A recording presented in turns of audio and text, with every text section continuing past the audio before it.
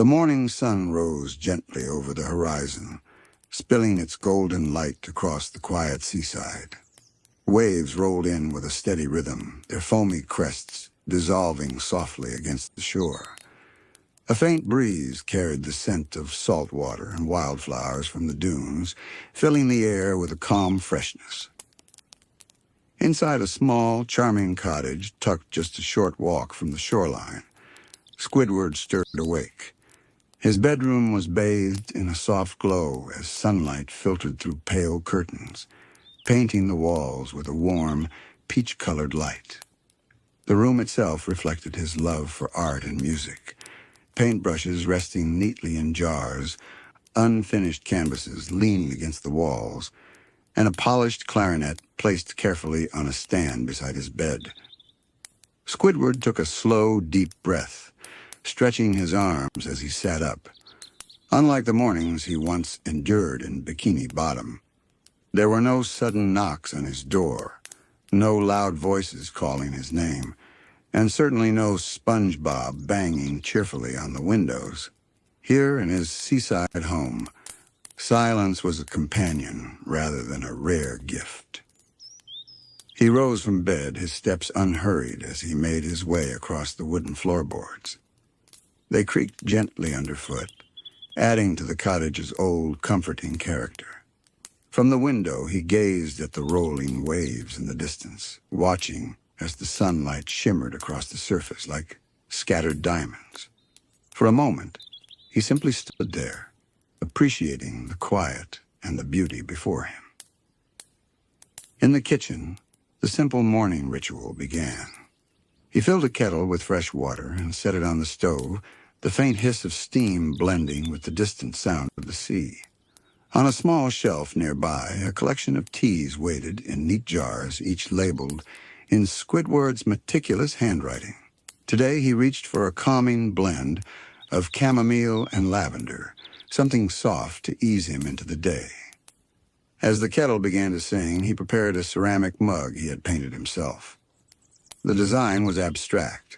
Shades of blue and green swirled together like waves in motion. Pouring the hot water over the herbs, he watched as they unfurled slowly, releasing a soothing fragrance that filled the kitchen. He carried the mug into the living room, where sunlight streamed through the large window overlooking the sea. The room was filled with Squidward's personality, shelves of sketchbooks, framed paintings of seascapes and still lifes, and a few sculptures that stood proudly on pedestals. A record player sat in the corner, ready to fill the air with gentle jazz whenever he desired. Lowering himself into a soft armchair, Squidward took his first sip of tea. The warmth spread through him, melting away the last remnants of sleep. He closed his eyes, listening. There was no chaos, no interruptions, just the sound of waves, the cry of a distant gull, and the soft hum of peace. After finishing his tea, he moved toward the clarinet resting on its stand. With a tender touch, he lifted the instrument, feeling the familiar smoothness beneath his fingers. He didn't intend to practice intensely this morning. Instead, he wanted to play a few gentle notes, letting the sound drift through the cottage like a morning breeze. He raised the clarinet to his lips and exhaled softly, producing a mellow, almost whispering note. The sound lingered in the air, weaving itself into the rhythm of the ocean outside. Slowly, he played a series of quiet phrases, not a song with structure, but a collection of tones that felt natural, unhurried. Each note carried a piece of his contentment, a reflection of this peaceful new life he had chosen. When he finally lowered the instrument, a deep sense of satisfaction settled in him. It wasn't about perfection. It wasn't about performance. It was about enjoying the music for himself without judgment or pressure. With his clarinet returned carefully to its place, Squidward stepped outside. The door opened to a small wooden porch that overlooked the sea. The morning sun was higher now, warming the sand and sparkling across the waves. He sat on a sturdy wicker chair, bringing along another cup of tea, and let the breeze wash over him. The town in the distance was just beginning to stir. From his porch, Squidward could hear faint sounds, distant footsteps on cobblestone streets, the gentle ringing of a shop bell, and the laughter of children playing somewhere far off. Yet even these sounds were soft, never overwhelming, blending harmoniously with the environment. He leaned back in his chair, closing his eyes once more. Here, he thought, he could finally breathe. Here there was no endless chatter, no chaos disrupting his mornings, just stillness, just art, just music. The sea rolled on steady and eternal, and for Squidward, this was enough. After finishing his tea, Squidward stood from the porch and stretched again, his arms reaching toward the sky. The sun warmed his skin, and the breeze off the sea felt cool and refreshing against his face. He closed his eyes for a moment, simply breathing, letting the rise and fall of the waves match the rhythm of his own calm inhale and exhale. Inside the cottage, the morning light had shifted. The beams now fell across his easel, which was positioned near the window to catch the natural glow. A blank canvas sat there waiting. Squidward approached it slowly, his footsteps careful, almost ceremonial.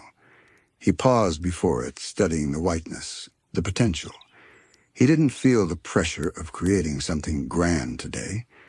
Instead, he wanted to let his brush move freely, without judgment, capturing whatever the morning inspired. He laid out his paints, small glass jars of oils and deep blues, soft yellows and earthy greens. He mixed a few shades on his palette, swirling the colors until they blended into smooth, gentle tones. Dipping the brush lightly, he began with broad strokes of pale blue, mimicking the morning sky outside. The canvas accepted the paint easily, each motion of his hand adding a little more life, a little more calm. Minutes passed like quiet waves. He painted without rush, layering colors, softening edges, and allowing the image of a peaceful shoreline to emerge. He added details slowly. A few scattered clouds, the faint silhouette of rocks in the distance, and soft reflections of sunlight on water. Each stroke was deliberate, but unhurried, like the steady pacing of a lullaby. As he worked, Squidward hummed under his breath. The melody was simple, something improvised, drifting in and out as naturally as the wind through the open window. The sound mingled with the distant ocean, creating a harmony between his inner world and the outer one. He felt no frustration, no nagging sense of imperfection, only the gentle satisfaction of expression. Eventually, he stepped back to look at the canvas. The scene was not finished, but it didn't need to be. It already carried the essence of what he wanted, tranquility. The painting, like his morning, was not about completion, but about presence. Satisfied, Squidward set his brush aside and cleaned his hands carefully. He placed the canvas on a stand to dry where the sunlight could touch it for the rest of the day. Next, his attention turned to the shelves of sketchbooks, stacked neatly by the wall. He selected one at random, a well-worn book with the pages filled with pencil drawings of landscapes, still lifes, and occasional portraits of imagined figures. Flipping through, he admired his own quiet dedication. Each sketch captured a moment of focus, a little piece of himself preserved in graphite. He settled into his armchair with the sketchbook on his lap and began a fresh page. With a soft pencil, he traced the outline of the sea as he saw it now just beyond the window. His lines were gentle, curved, following the rise and fall of waves. He added shading, texture, and depth, the drawing slowly coming alive. The cottage was completely silent except for the whisper of pencil against paper. Occasionally, a gull cried out in the distance or a faint knock of waves reached the shore. But these sounds were not interruptions, they were companions. They folded into the rhythm of his sketching. making the process feel even more meditative. After some time, Squidward placed the pencil down and closed the book. He sat quietly, looking around the room, letting his gaze fall on the sculptures he had made. One was a tall, abstract figure shaped from clay, its curves smooth and elegant, like flowing fabric. Another was smaller, a seashell captured in stone, carved with care and patience. Each piece reminded him of the hours spent in complete focus, lost in the joy of shaping something from nothing. His stomach gave a faint growl, reminding him that the morning had slipped by. Smiling faintly, Squidward moved back into the kitchen to prepare a simple breakfast.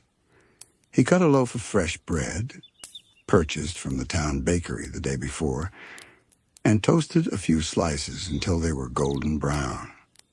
He spread a little butter and honey over them, the sweetness melting into the warm bread. On the side, he prepared a bowl of ripe fruit, slices of melon, orange, and a handful of berries. He carried his plate back to the porch and sat down once more, enjoying his meal slowly. Each bite was savored, not rushed. The bread was crisp at the edges, soft in the middle, and the honey reminded him of wildflowers growing near the dunes. The fruit was cool and refreshing, balancing the meal perfectly. From his seat, he watched the waves again, their motion never tiring, never repetitive. Each crest and fall was unique, yet they all shared the same rhythm. It reminded him of music, the way melodies can vary endlessly but still return to a familiar pattern. He chewed thoughtfully, feeling his body relax further with every moment. By the time he finished, the sun had climbed higher in the sky, casting a brighter glow across the water. The town, too, had awakened fully now, though from this distance it remained serene. Squidward leaned back in his chair, hands resting comfortably in his lap, and let out a long, contented sigh. This was the life he had imagined for so long, a life where mornings began not with frustration, but with peace. A life where he could paint, play, and simply be, without the endless noise of others. A life where he belonged not in chaos, but in calm. And for Squidward, that realization was as nourishing as any meal. After finishing his breakfast, Squidward let the empty plate rest on the small table beside him. For a while, he simply stayed in his chair, watching the waves continue their endless dance. But soon he felt the gentle urge to move, to stretch his legs and wander outside beyond the porch. His cottage was surrounded by a modest garden he had slowly nurtured since moving here. Unlike the chaotic noise of Bikini Bottom's bustle, this place allowed him to cultivate what he wanted, carefully, deliberately, and with patience. Stepping down from the porch, Squidward's feet touched the sandy path that wound around the house. The air smelled faintly of seagrass and blossoms, a mixture of salt and sweetness carried on the breeze. He strolled along the path, his hands clasped loosely behind his back, eyes scanning the plants that grew in neat rows and clusters. There were lavender bushes, their purple flowers swaying gently in the wind, releasing a calming aroma. Beside them, tall stalks of sunflowers turned their golden heads toward the morning sun. Squidward paused to admire them, their height and brightness bringing a certain quiet cheer to the garden. Closer to the porch, small clay pots held herbs he used for tea and cooking, mint, thyme, rosemary, and basil. He leaned down, brushing a hand gently over the mint leaves, then brought his fingers close to his face, inhaling the refreshing fragrance. It reminded him of the teas he had brewed earlier, and he thought about how pleasant it was to live in a place where he could grow these things for himself.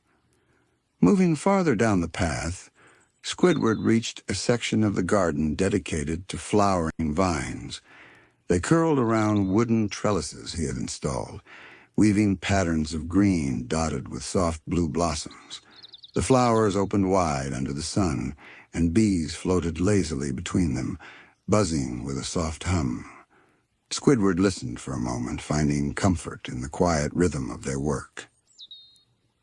There was also a small bench tucked beneath a tree at the edge of the garden, its branches spread wide, offering shade, and beneath it the earth was cool and soft. Squidward sat down on the bench, folding his long legs carefully, and gazed out toward the horizon. From this spot, the sea stretched endlessly, its colors shifting between silver and blue as the light changed. The sound of waves was stronger here, and their steady rhythm seemed to echo through his whole body. He sat in silence for a long while, just listening. The ocean didn't rush, it didn't demand. It moved at its own pace, as it always had, and in that unchanging rhythm, Squidward found a deep reassurance. For years he had longed for this sense of belonging to a world that valued quiet, that allowed room for reflection. Eventually, he pulled a small sketchbook from his pocket. He often carried one with him in case inspiration struck. With a pencil tucked into the binding, he opened to a fresh page and began to capture the view before him. His strokes were light and steady, forming the outline of the sea, the rise of distant hills along the horizon, and the gentle curve of the shoreline. He added shading to the water, giving it texture, and a few details of the flowers in the foreground. The act of sketching outside felt different from working in the studio. There was no separation between the subject and the artist. The sound of the ocean, the smell of the blossoms, the feel of the breeze, they all seemed to sink into the page along with the pencil marks. By the time he set the book aside, the drawing carried not just the image of the morning, but the feeling of it as well. Satisfied, Squidward closed the sketchbook and leaned back on the bench. He allowed his gaze to drift upward toward the sky. It was mostly clear now, only a few wisps of cloud stretching thinly across the blue. A seagull soared above, wings wide, catching the currents of air with effortless grace. Squidward followed its path until it disappeared into the distance, feeling a quiet admiration for its freedom. When he rose again, he took the long path around the garden, trailing his hand over the tops of flowers and leaves as he walked. He felt the roughness of stems, the softness of petals, and the cool dampness of shaded soil. Each texture grounded him, reminding him that life here was made of simple, tangible pleasures.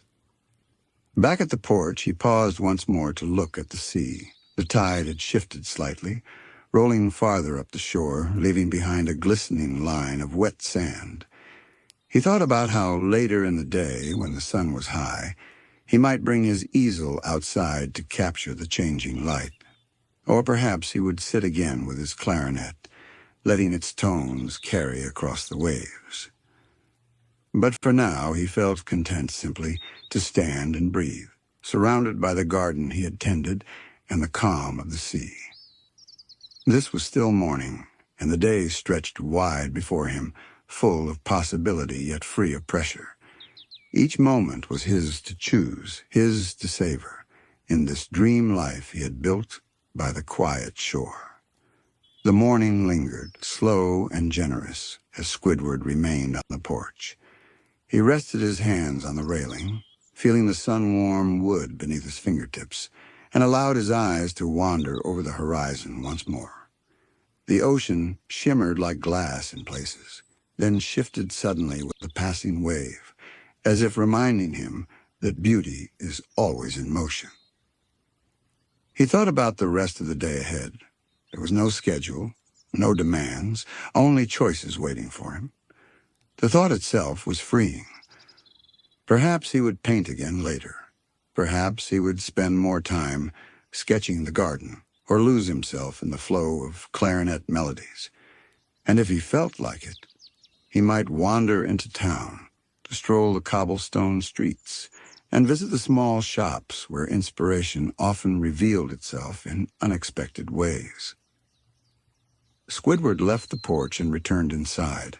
The cottage felt cool compared to the warmth outdoors, the wooden floorboards carrying a faint chill under his feet. He moved through the room slowly, glancing at the objects that surrounded him, paintings on the wall, instruments neatly arranged, books stacked on tables. Each piece reflected a part of himself, a reminder that here, finally, he had created a home that mirrored his spirit rather than someone else's noise. In the kitchen, he poured himself another cup of tea from the kettle he had kept warm. This time it was a light green tea, crisp and refreshing. He carried the steaming mug back to the living room and sat near the window, gazing out at the garden while sipping slowly. The drink was delicate on his tongue, cleansing, and he allowed himself to simply enjoy it without distraction. Once the tea was finished, Squidward stood and gathered a few items for his day. From the table, he picked up his leather sketchbook, sliding the pencil securely into its binding. From a hook near the door, he took a light scarf, soft and loosely woven, that would shield him from the sun as he walked. Finally, he slipped into a pair of sandals, their straps worn comfortably from frequent use. Before leaving, he paused by the clarinet resting on its stand. For a moment, he considered bringing it, but decided against it. Today would be a day for sketching, for observing. The clarinet would wait for him in the quiet of the evening when the stars rose and the town hushed. With a small, thoughtful nod, he left it in place. Stepping outside again, Squidward closed the door gently behind him. The air had grown warmer since earlier, carrying the mingled scents of salt, blossoms, and distant baking bread from the town. He inhaled deeply, filling his lungs, and set off down the sandy path that led toward the heart of the seaside village. The path wound between tall grasses that rustled softly with the breeze. Small butterflies fluttered between the wildflowers that sprouted freely along the edges, their wings flashing with specks of white and orange. Squidward walked at an unhurried pace, his sandals brushing lightly against the earth, the rhythm of his steps blending with the sound of the waves. As he neared the edge of his garden, he turned briefly to look back at the cottage. Its pale walls glowed in the sunlight, surrounded by the soft greens and purples of his plants. The sight filled him with a quiet pride. This little home, simple and modest though it was, had become the center of his dream, a place where art, music, and peace could finally coexist. Satisfied, he continued forward. The path gradually changed from sand to packed earth, then to the smooth cobblestones that marked the beginning of the village road. The sound of his footsteps shifted with each change, from soft crunches to gentle taps, creating a quiet rhythm that carried him onward. The village itself was still calm at this hour, though the signs of life were gently stirring. From a nearby bakery, the warm fragrance of fresh bread drifted outward, mingling with the salty air. A bell above a shop door jingled faintly as someone stepped inside, their voice low as they greeted the shopkeeper. Somewhere in the distance, a dog barked once, then fell silent again. Squidward walked past the first row of cottages, their shutters painted in soft colors, pastels of blue, green, and cream. Potted flowers sat by the doors, adding bright splashes of pink and yellow to the scene. Curtains moved gently in open windows, and faint laughter of children playing drifted from a courtyard nearby. Everywhere he looked, life was present, but it was never overwhelming. The village carried the same rhythm as the sea, steady, harmonious, unhurried. And for Squidward, it felt like an extension of the peace he had left behind in his cottage garden. He slowed as he reached the central path, which would eventually lead him toward the town's small square. But he did not rush. He allowed himself to absorb every detail, the way sunlight reflected off the stone walls, the way Vines curled around door frames, the way the cobblestones glistened faintly as if they still held the dew of morning. There was no need for haste. Each step was part of the journey, each sight part of the experience. As he moved deeper into the village, Squidward's mind felt open and ready for whatever the day would bring. His sketchbook was tucked safely under his arm, his pencil waiting. Inspiration could come from anywhere, a face, a flower, a shape of shadow against a wall. He did not know what he would capture today, but he was certain something would find him. And with that thought, Squidward walked calmly onward, leaving the solitude of his cottage behind and moving gently into the quiet embrace of the town, where the next chapter of his dream life awaited. The cobblestone street stretched before Squidward, curving gently between rows of pastel-colored cottages and small shops. Each stone beneath his sandals carried the history of countless footsteps, yet the road felt unhurried, almost timeless, as if it existed only to welcome quiet wanderers like him. The morning sun shone warmly, casting long shadows across the ground. Squidward walked slowly, savoring the rhythm of his steps. The village seemed to breathe around him, windows opening to let in fresh air, shopkeepers sweeping their doorways and faint scents drifting from kitchens where breakfasts were still being prepared. To his left, a small café sat on the corner, its outdoor tables adorned with white cloths and vases of fresh flowers. The aroma of roasted coffee beans drifted outward, mingling with the salty tang of the sea breeze. A few early patrons sat at the tables, speaking in soft tones or reading newspapers as they sipped from steaming cups. Squidward paused for a moment to observe, appreciating how even the cafe's quiet murmur seemed to match the town's calm rhythm. Continuing along, he passed a shop with wide windows filled with paintings and handmade crafts. The display featured the scenes of the ocean, boats silhouetted against sunsets, seagulls in flight, and rocky coastlines captured in sweeping brushstrokes. Squidward lingered by the window, tilting his head slightly as he studied the pieces. Some were amateurish, others refined, but all carried the unmistakable touch of local hands, each one a small reflection of life by the sea. He made a mental note to step inside later, perhaps to browse for brushes or paints to add to his collection. A little farther down the street, a bookstore caught his attention. Its doorway was framed with ivy, and the sign above, carved from wood, read simply, "Seaside Reads." The bell above the door jingled softly as someone exited with a bundle of books tied in string.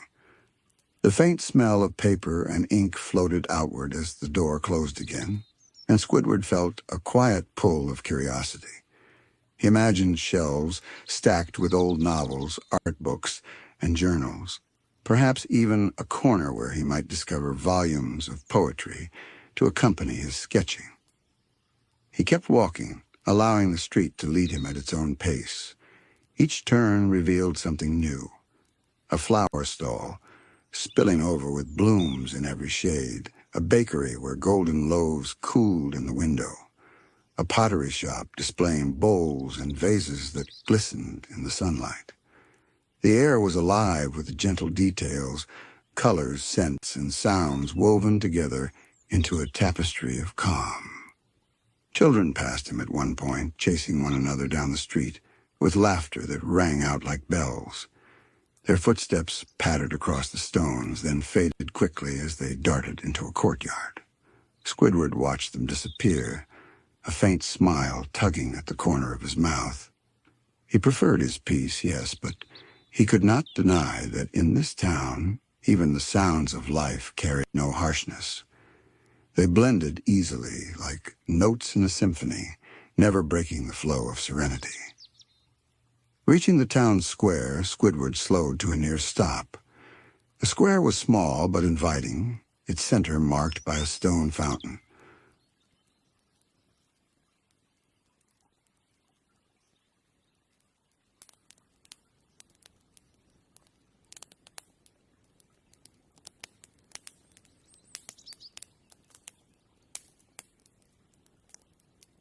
Water trickled from the sculpted basin, catching sunlight as it fell into the pool below. Benches lined the edges, shaded by trees whose branches swayed gently in the breeze. Around the square, a cluster of shops and cafes framed the open space, their doors propped open to welcome passers-by. Squidward found himself drawn to the fountain. He approached and rested his hands on the smooth stone edge, gazing down at the rippling water. Coins glimmered at the bottom, scattered wishes left by townsfolk and visitors alike. He wondered idly what dreams those coins represented. Perhaps hopes for love, for fortune, for health. His own wish, he realized, was already granted. A life of peace, free from interruption, where he could live as an artist and musician in harmony with the world around him. He sat on a nearby bench, sketchbook resting in his lap. With deliberate calm, he opened it to a blank page and began tracing the outline of the fountain. His pencil moved softly, capturing the round basin, the arcs of water, and the ripples spreading outward. Around the fountain, he sketched the suggestion of trees, the benches, and faint silhouettes of people passing by. It was not a detailed drawing, nor did it need to be. It was a reflection of the moment, a way of anchoring the serenity of this square into paper. For a time, he lost himself in the act of sketching. The bustle of the square remained, but to Squidward it was background music, gentle, unobtrusive, and strangely comforting. He noticed details as he drew, the way sunlight dappled through the leaves, the way the water sparkled when a breeze disturbed its surface, the way a dog lay contentedly by its owner's feet near one of the cafes. When he finally set his pencil down, the page before him held not only an image, but a feeling. The sketch seemed to hum with the same calm rhythm as the town itself. Closing the book gently, Squidward leaned back against the bench and exhaled, content. The town was not large, yet it felt boundless in its possibilities. Every corner offered something simple and beautiful to notice, to capture, or simply to admire. And Squidward, for once, had all the time in the world to see it. After resting by the fountain, Squidward stood and closed his sketchbook with deliberate care. Sliding the pencil back into its place, he tucked the book beneath his arm and took a long look around the square. The morning had grown livelier, but not in any way that disturbed him.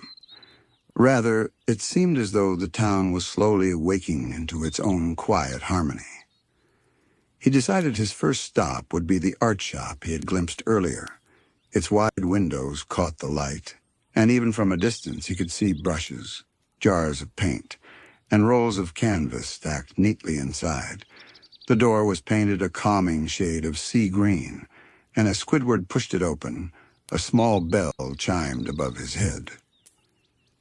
The air inside smelled faintly of wood, paper, and linseed oil, a mixture that Squidward immediately found comforting. Rows of shelves stretched along the walls, lined with sketch pads, tubes of paint, and jars filled with brushes of every size. In the center of the shop stood a display table with small ceramic palettes and bottles of ink in jewel-like shades. A woman stood behind the counter, arranging a box of colored pencils. She looked up when Squidward entered and greeted him with a quiet smile and a soft, "Good morning." Squidward nodded politely, but did not feel pressed to speak. The shop seemed to encourage stillness, its atmosphere calm and welcoming. He wandered slowly through the aisles, running his fingers lightly over the wooden handles of brushes, testing their softness. Some were long and slender, perfect for delicate detail. Others were broad, bristled, made for sweeping strokes of bold color. He selected 2 medium brushes, one round, one flat, and carried them carefully in his hand. Next, he examined the paints. Tubes of oils and watercolors were arranged in tidy rows, their labels marked with shades ranging from deep ultramarine to pale rose. He chose a few hues that reminded him of the sea, the shifting blue of shallow water, the silvery gray of waves at dawn, the soft green of seagrass swaying near the shore. Into his basket they went, their weight reassuring, promising hours of quiet creation once he returned home. On another shelf, sketchbooks waited in stacks. He lifted one with a smooth, textured cover and flipped through its blank pages. The paper was thick, slightly rough, perfect for holding graphite or ink. Though he already had several at home, he decided one more could only serve to hold future mornings like this. After making his selections, Squidward carried them to the counter. The shopkeeper wrapped each item in soft brown paper, tying them with string. The sound of the wrapping was gentle, almost soothing, like parchment rustling in a library. When Squidward left the shop, the bell chimed again and sunlight welcomed him back into the square. He held the small parcel of art supplies under his arm and felt a quiet satisfaction. The simple act of choosing tools, of preparing for future work, filled him with a sense of purpose that was neither heavy nor hurried. He strolled onward, letting his feet decide the next direction. Soon he passed the bakery, where the scent of warm bread was even stronger now than earlier. Loaves of golden-crusted bread sat in wicker baskets near the window, alongside trays of delicate pastries dusted with sugar. The smell alone made him pause, and he considered stepping inside. Through the open door, he could see the baker moving about, sliding trays in and out of the oven, while a few townsfolk selected their morning loaves. The interior glowed warmly, sunlight spilling over counters piled high with baked goods. Squidward decided he would stop here later, perhaps before returning home, to collect something simple for the afternoon. For now, he wished to keep walking, to let the town reveal itself slowly, one detail at a time. His path carried him toward the bookstore next. Seaside Reads stood quietly, its ivy-covered doorway inviting, its windows filled with the spines of books in every shade of brown and blue. As he approached, the faint smell of paper and ink grew stronger, mingling with the salty air outside. With a gentle push, he stepped through the door, and the bell above gave a delicate ring. Inside, the shop was hushed. Tall shelves lined the walls, their surfaces crowded with books, both new and old. Some bindings gleamed with fresh color, while others were faded, their edges softened by time. Wooden ladders leaned against the taller cases, ready to help readers reach the highest shelves. A lamp in the corner cast a warm golden light over a display table, where a few art books lay open, their pages rich with paintings and sketches. Squidward walked slowly between the shelves, trailing his fingers lightly over the spines. Titles whispered to him as he passed. Poetry collections, volumes of philosophy, guides to local flora, stories of sailors and distant shores. He stopped when he found a book filled with illustrations of classical paintings. Opening it carefully, he turned page after page, admiring brushstrokes captured in photographs, marveling at the artistry of masters long gone. He set the book aside and found another, a slim volume of poetry, its cover embossed with silver lettering. He flipped it open and read a few lines silently. The words carried the same calm rhythm as the sea outside, flowing gently, reminding him that art could exist not only on canvas or through music, but also in the quiet architecture of language. He closed the book, holding it against his chest for a moment before carrying it to the counter. The bookseller, an older man with kind eyes, glanced at the title and gave a small nod as though he understood perfectly why Squidward had chosen it. When Squidward stepped back into the street, the day felt even richer. He now carried 2 small bundles, his art supplies wrapped in brown paper, and the poetry book tucked carefully under his arm. Each step felt purposeful yet light, as though the town itself guided him gently from one discovery to the next. With his parcels held neatly beneath one arm, Squidward wandered onward, letting the rhythm of the cobblestones guide him. The sun had risen higher now, softening into a golden glow that painted every wall and window with warmth. The square had grown livelier, but never overwhelming. More voices filled the air, more footsteps crossed the stones, yet everything remained balanced, gentle, as though the town itself understood the value of harmony. Soon the cafe he had noticed earlier came into view once more. Its little table sat beneath a canopy of striped fabric, offering shade while still allowing sunlight to slip between the folds. A faint chatter drifted outward, along with the steady clink of cups and spoons. The aroma of roasted coffee beans wrapped itself around the air, mingling with the faint sweetness of pastries. Squidward paused, breathing it in, then stepped toward the entrance. As he entered, a small brass bell above the door chimed softly. The cafe was cozy, filled with wooden chairs and round tables, polished to a warm sheen. Shelves lined one wall, holding jars of coffee beans, tins of tea, and baskets of biscuits wrapped in parchment. A few potted plants sat in the corners, their green leaves catching the morning light. Behind the counter, a barista greeted him with a nod and a smile. Her movements were calm, practiced, as she poured milk into a steaming cup for another customer. The cafe was not crowded. Only a handful of townsfolk sat scattered around, reading, talking quietly, or simply staring out the window as they sipped. The atmosphere reminded Squidward of a painting in motion, a collection of small, gentle scenes existing together in perfect ease. He approached the counter and glanced at the handwritten menu. It offered a selection of coffees, teas, and light pastries. Squidward ordered a simple black coffee and, after a moment of thought, chose a small almond pastry to accompany it. The barista nodded, her voice low and kind as she told him it would only take a moment. Squidward took a seat by the window, setting his parcels neatly on the chair beside him. From this spot, he could see both the street outside and the soft activity within the cafe. He placed his sketchbook on the table, though he did not open it yet. For now, he rested his chin on one hand and simply watched. The barista soon arrived with his order.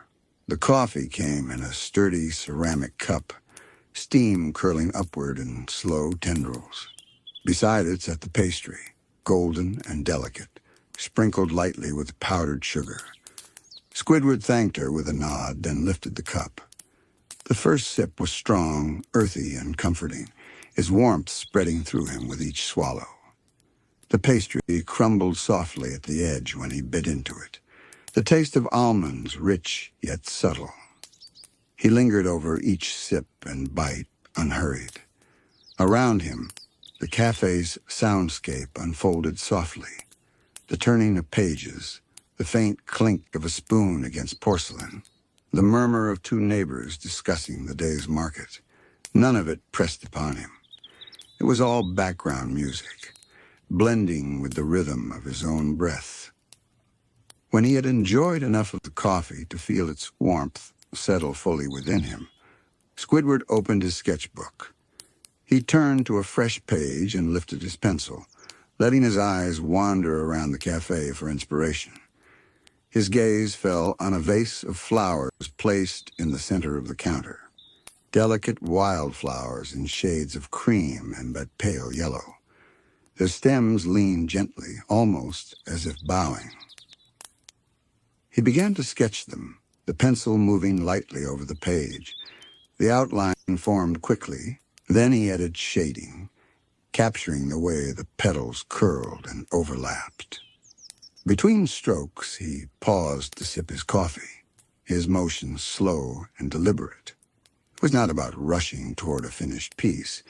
It was about letting the act of sketching mirror the peace of the morning. As he drew, Squidward became aware of another sound, a low hum of music. The cafe's gramophone, tucked near the back wall, played a gentle tune. It was slow, almost jazzy, each note stretching into the air like a ribbon. The melody settled over the cafe like a blanket. drawing everything into even deeper calm. Squidward felt the corners of his mouth lift, just slightly at the familiarity. Music had always been part of his soul, and hearing it woven so gently into the day reminded him why he loved it so dearly. By the time he finished his sketch, the page held more than just flowers. It carried the feeling of the cafe itself. The soft light, the hum of voices, the warmth of coffee, the melody of music. He looked at it for a moment, then closed the book with a quiet satisfaction. His cup was nearly empty now, only a trace of coffee lingering at the bottom. He finished the last sip, savoring it as though sealing the moment, then stood slowly gathering his parcels. At the counter, he offered a polite thanks before stepping back out into the sunlit square. The day greeted him warmly, brighter now as the sun climbed higher. Squidward inhaled deeply, the scents of bread, blossoms, and sea salt surrounding him. His steps felt light, unhurried, and purposeful, carrying him toward whatever the town wished to share next. The sunlight spilled across the cobblestones as Squidward stepped back into the square. The town had fully awakened now, though even in its liveliest state it retained that same gentle rhythm. People moved about with an ease that never rushed. Merchants chatting pleasantly with neighbors, families carrying baskets of food, couples strolling hand in hand. The hum of voices blended seamlessly with the sound of gulls overhead and the constant, comforting whisper of the nearby sea. Just ahead, a flower stall bloomed in a riot of color. Squidward's gaze lingered on the bursts of crimson, lavender, and gold, each blossom more vivid beneath the sun. Buckets of roses, tulips, daisies, and wildflowers lined the stand, their scents mingling in the air. The florist, a kindly older woman in a sun hat, rearranged the display with quiet care. Drawn by the palette of colors, Squidward approached. His eyes fell upon a cluster of pale blue flowers, delicate and star-shaped. They seemed almost painted, their hues so soft it looked as though they had been dipped in watercolor. The florist noticed his attention and smiled warmly. She told him their name, her voice lilting as though each flower carried a story. Squidward considered for only a moment before deciding to purchase them. The woman wrapped the stems in simple brown paper, tying them with twine. He tucked the bouquet carefully into his parcels, pleased by how their presence added a touch of color and fragrance to his day. It felt symbolic somehow, as though he were carrying a piece of the town's beauty back with him.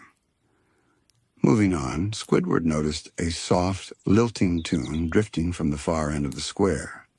Following it, he found a street musician sitting on a low stool, an old guitar resting in his lap. The man's fingers plucked the strings with ease, sending notes dancing into the air. The melody was slow and contemplative, carrying the weight of the sea breeze itself. A small audience had gathered, townsfolk standing quietly, children sitting cross-legged at his feet, all entranced by the music. Squidward stood at the edge of the group, listening. Each note seemed to ripple outward, settling in the spaces between the heartbeats. The music stirred something within him, reminding him of his own clarinet, of the joy and longing bound together in each performance. Yet here, in this town, the music carried no struggle. It was simply an offering to the air, free and unforced, content to exist in its own right. For a long moment, Squidward allowed himself to close his eyes and simply absorb it. The sound blended with the warmth of the sun and the scent of the flowers still fresh in his hands. When the song ended, the listeners offered quiet applause, not loud or raucous, but sincere. The musician nodded humbly, already preparing to play another tune. Squidward lingered only a moment longer before continuing his walk. His steps took him down a narrower lane lined with ivy-covered walls and tiny balconies, brimming with potted plants. The street opened at last to a small overlook where the town met the edge of the sea. Here, Squidward paused. The ocean stretched endlessly before him, its surface shimmering with silver light. Waves lapped gently against the rocks below, their rhythm steady and eternal. He rested his parcels on a nearby bench and sat down, allowing the view to unfold before him. The flowers, the art supplies, the sketchbook. All of it seemed to settle into the quiet, as though it belonged here as much as he did. He leaned back and closed his eyes, breathing deeply. The sounds of the town drifted faintly from behind him. The voices, the music, the footsteps. They mingled with the crash of waves and the call of distant gulls, forming a single, seamless harmony. It was as though the town itself were a symphony, each part playing softly in its own time, never competing, never overwhelming. For the first time in as long as he could remember, Squidward felt not just peace, but belonging. He was not simply an observer, detached and alone. Here in this seaside town, he was a thread woven gently into the fabric of the day. His art, his music, his quiet strolls, all of it had a place. As he sat there, he imagined how life might unfold in this place. Days filled with gentle routines, mornings of coffee and sketching, afternoons spent playing clarinet by the open window, evenings walking through streets lit by lanterns. He imagined friendships formed not through noise and chaos, but through shared appreciation of beauty, of silence, of art. The thought filled him with a rare kind of contentment. He reached for his sketchbook again, opening it to a fresh page. With slow, deliberate strokes, he began to draw the horizon. The curve of the sea, the glimmer of light across the water, the suggestion of gulls in flight. Each line felt like an affirmation, a way of anchoring his dream even more firmly into reality.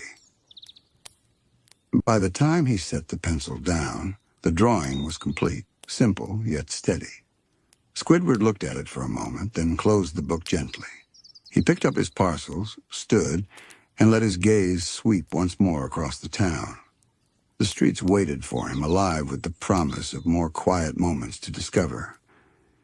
With measured steps, he turned back, ready to carry the morning's calm with him into the rest of his day. The afternoon unfurled slowly, like the gentle rolling of the tide. Squidward, with his parcels still tucked securely beneath his arm, made his way from the bustling square toward the quieter stretch of shoreline where the town met the sea. The air grew fresher as he neared the water, salt and wind mingling in a way that cleared the mind and steadied the breath. The morning had been filled with the hum of life in the town, neighbors talking, merchants selling, musicians playing. But now he sought something different, something more open, more endless. The path wound down from the cobbled streets onto a smoother stone walkway, bordered on one side by dunes tufted with seagrass, and on the other by the shimmering expanse of ocean. The water stretched endlessly outward, a sheet of blue that seemed to melt into the horizon. Sunlight rippled across its surface, catching on each small wave like sparks of silver. Squidward slowed his steps, savoring the sight. He had always loved the ocean, though not in the boisterous, adventurous way SpongeBob did. For Squidward, the sea was not about adventure or exploration. It was about contemplation. Its vastness was not a call to action, but a reminder of quiet truths, patience, persistence, and peace. He soon found a secluded spot near a cluster of rocks, slightly removed from the footpath where most townsfolk strolled. Here the noise of chatter faded, replaced entirely by the sound of waves brushing against the shore. A flat boulder jutted out over the sand, wide enough to serve as a natural seat. Squidward carefully set down his parcels, placing the wrapped bouquet of blue flowers beside him, and then lowered himself onto the stone with a long exhale. For a moment he simply sat. The sea breeze brushed against his face, carrying with it the faint tang of salt. He watched gulls wheel gracefully overhead, their calls sharp and unintrusive. Each wave crept forward, curled upon itself, and dissolved into a hiss of foam at the shore. The rhythm was steady, eternal, a pulse that felt older than time itself. After a while, he reached for his sketchbook again. Resting it on his knees, he opened to a blank page and let his pencil hover. He did not rush. Instead, he allowed his gaze to wander across the horizon, noting how the colors shifted from deep azure at the edges of the sea to a lighter, almost transparent blue where the water met the sky. He began with a line, soft and sure, capturing the curve of the horizon. Slowly, shapes emerged. The curve of a gull's wing, the silhouette of the distant rocks, the subtle crest of a wave. The act of sketching here felt different than in the café. There he had captured the intimacy of small details, a vase of flowers, a warm corner of the room. Here the task was to capture vastness itself, to find balance between detail and openness. His pencil moved in long, flowing lines, shading lightly to suggest depth without burdening the page with heaviness. As he worked, time slipped by unnoticed. The sun inched higher, casting a soft glow on the water. Occasionally, a passerby walked along the path behind him, but Squidward hardly noticed. He was absorbed not just in his drawing, but in the sensation of being here, of merging observation with expression, of letting the sea's calm rhythm translate into his own movements. When he finally paused and leaned back, the page before him held a scene that was not perfect, but true. It was less about precision than it was about feeling, the suggestion of endless water, the gentle rise and fall of waves, the horizon line stretching infinitely outward. Squidward looked at it with quiet satisfaction, then closed the book. The clarinet case at his side, though not yet opened, seemed to call softly to him. He hesitated, his gaze fixed on the water. Music here would not be for anyone else's ears. It would not be for applause nor for approval. It would be for the sea, for himself, and for the unbroken stillness of the afternoon. At last he unlatched the case and lifted the clarinet from its velvet lining. The instrument felt familiar and grounding in his hands, cool beneath his fingers. He assembled it piece by piece with care, each joint clicking softly into place.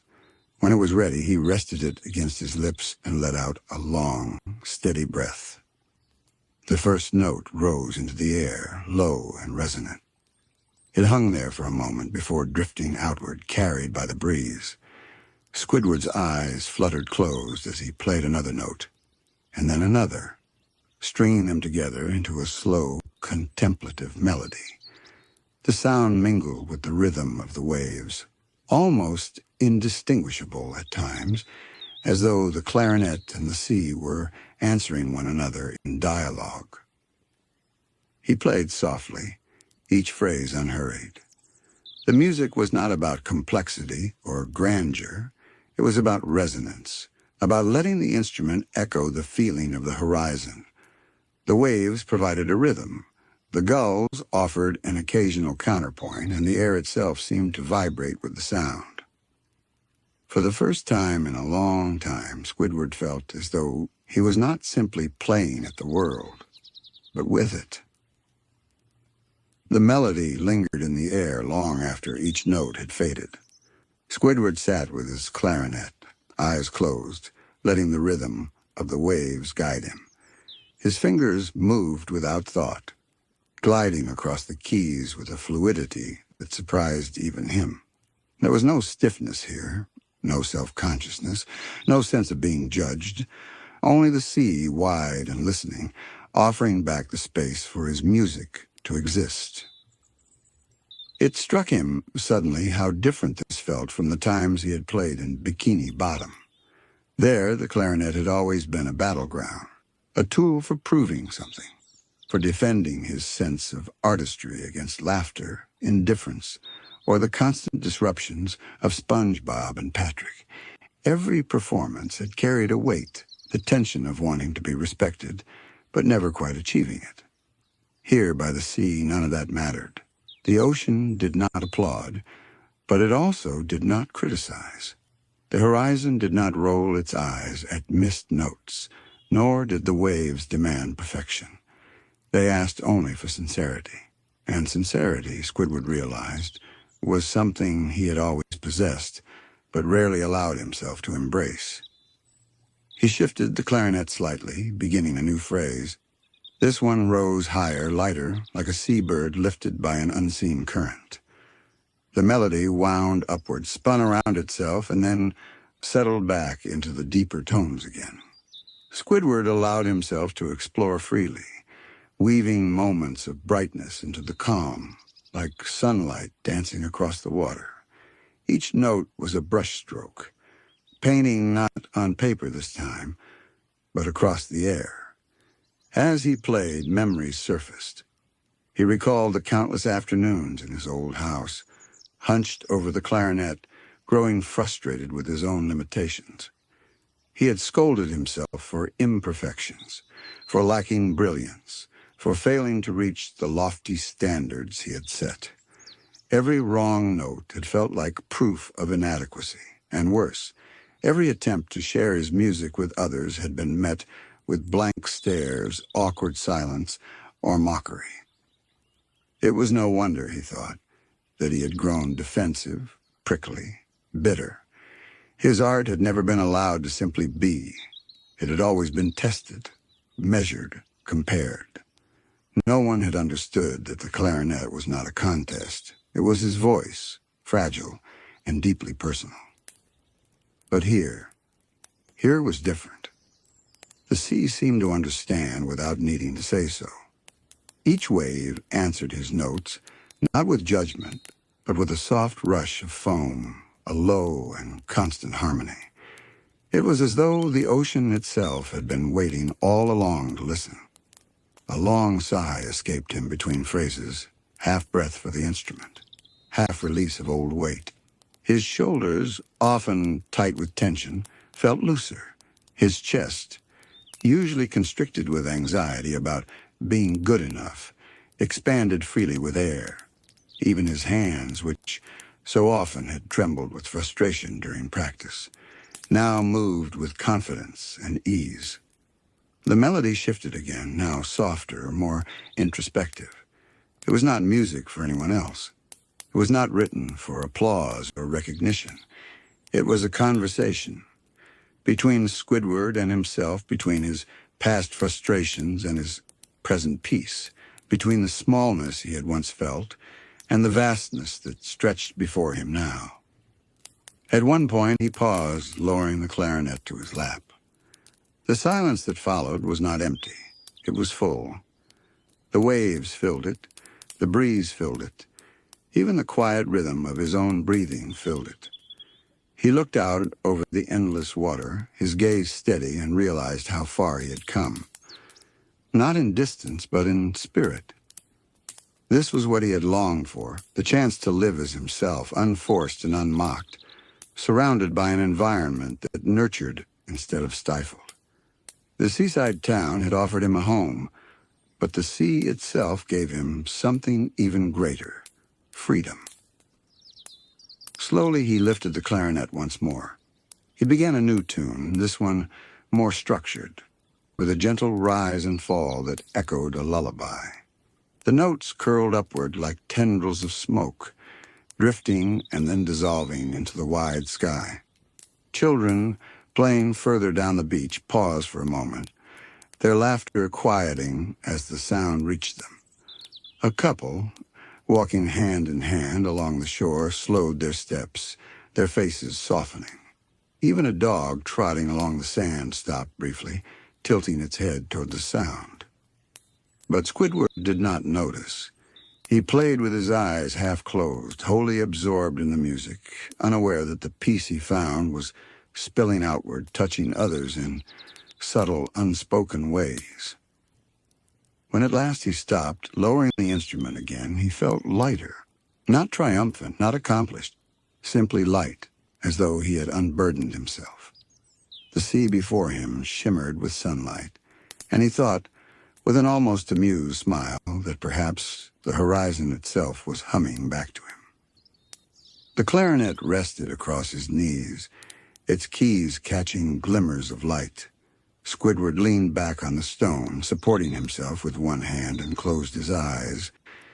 The air carried warmth now, the sun inching into its golden descent, though still high enough to shine directly across the water. The sea's surface was alive with sparks, tiny reflections that shimmered and faded like stars. He breathed deeply, his chest rising and falling in rhythm with the waves. For a long moment there was no need to move, no need to think. He allowed the stillness to stretch, to fill him. It was a stillness he had rarely known in Bikini Bottom, where chaos had been his constant neighbor. Whether through SpongeBob's relentless laughter, Patrick's bumbling intrusions, or the general clamor of the town itself, even his solitude there had never truly been peaceful. It had always carried the echo of frustration. Here, solitude was different. It was not loneliness, it was space. It was an opening for thought, for rest, for creation. Eventually, his gaze drifted to the sketchbook lying beside him. Almost absent-mindedly, he reached for it, turning it back to the page where he had earlier sketched the horizon. The drawing seemed bare now, incomplete, not because it lacked detail, but because his afternoon had given him more to add. He picked up his pencil again, moving it gently across the page. He added the faint suggestion of sound waves rippling from a clarinet that wasn't drawn, only implied, its presence understood. He shaded the gulls more deeply, their wings stretched wider, as though they too were caught up in the music that had been carried into the sky.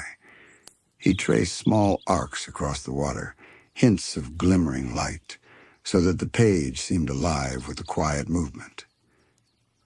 The act of sketching felt different now than it had in the café. There he had drawn with focus, almost with the intent of capturing an idea to share later. Here it was more intimate, less about the product and more about the process itself. The pencil followed the rhythm of his memory, much as his clarinet had followed the rhythm of the waves. He paused, tapping the pencil lightly against the paper, and let his thoughts wander. What if every afternoon could be like this? What if his days unfolded not with stress and interruption, but with the natural rhythm of sea, art, and music? It was not just a pleasant fantasy. It was becoming a vision, a way of life that felt attainable here in this quiet seaside town. He imagined mornings spent in the café, sketching in a sunlit corner, afternoons by the sea, breathing in the salt air while playing clarinet, evenings spent painting in his studio with the distant sound of the tide as his backdrop. The thought made his chest feel light, almost buoyant. The town itself had already shown him acceptance. No one mocked him here. No one interrupted him with relentless cheer or careless clamor. Instead, there was a kind of gentle acknowledgement, as though his presence simply belonged. No questions, no conditions. That acceptance extended outward into afternoons like this, where the very sea itself seemed to embrace his music. He realized something then. Perhaps his dream life was not about fame or grandeur at all. For so long he had imagined his fulfillment resting on stages, galleries, or spotlights, on being admired, celebrated, revered. But what if that had never truly been the dream?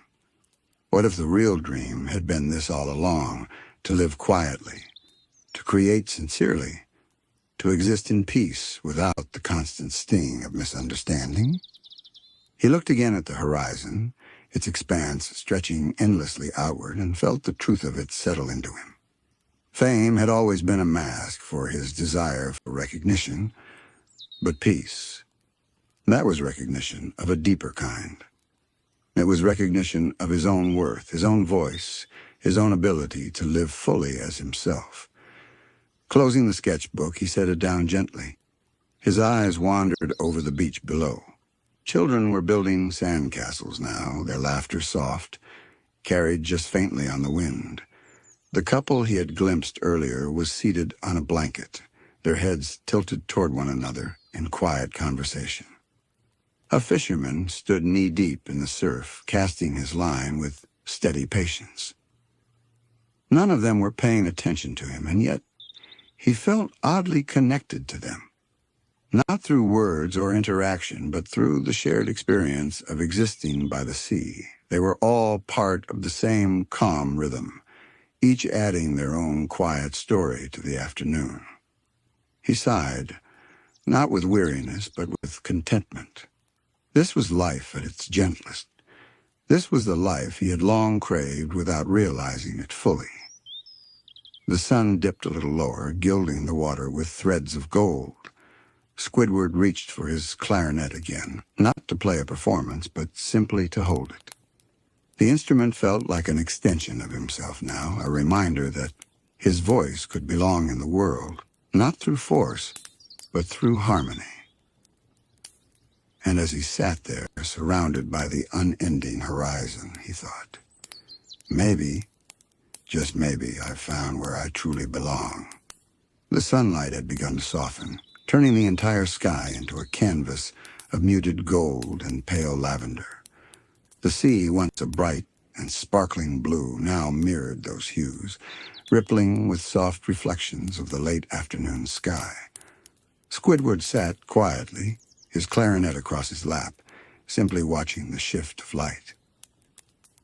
There was something profoundly comforting in the slow passage of time here.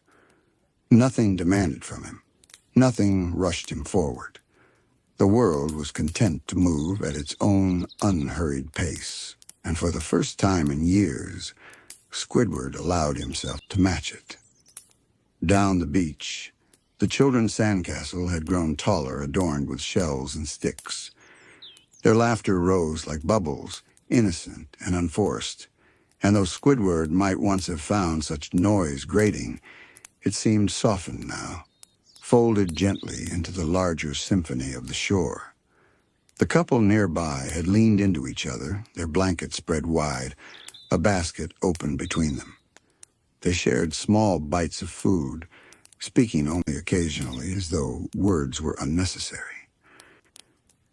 It struck Squidward that everyone by the sea seemed to be participating in the same rhythm.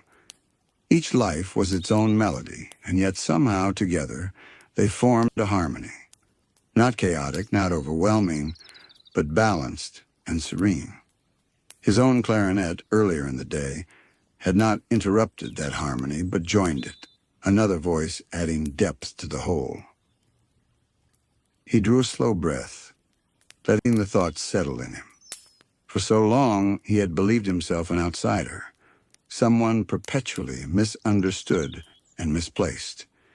Yet here, in this quiet seaside town, he felt not only understood, but integrated, as though the life around him had space waiting just for him. He decided to stand, stretching his limbs slowly. His body creaked a little. Time spent sitting had left his legs stiff, but even that felt grounding, a reminder of his physical place in this landscape. He brushed sand from his tentacles and carefully packed his clarinet back into its case, handling it with the same reverence as one might fold away a treasured letter. With sketchbook tucked under one arm, he began a leisurely walk along the stone path which curved gently back toward the heart of town. The tide was beginning to creep inward, licking at the edges of the beach, erasing footprints and smoothing the sand. He watched as the children laughed at the incoming waves, darting away with squeals, their half-built castles left to the mercy of the sea.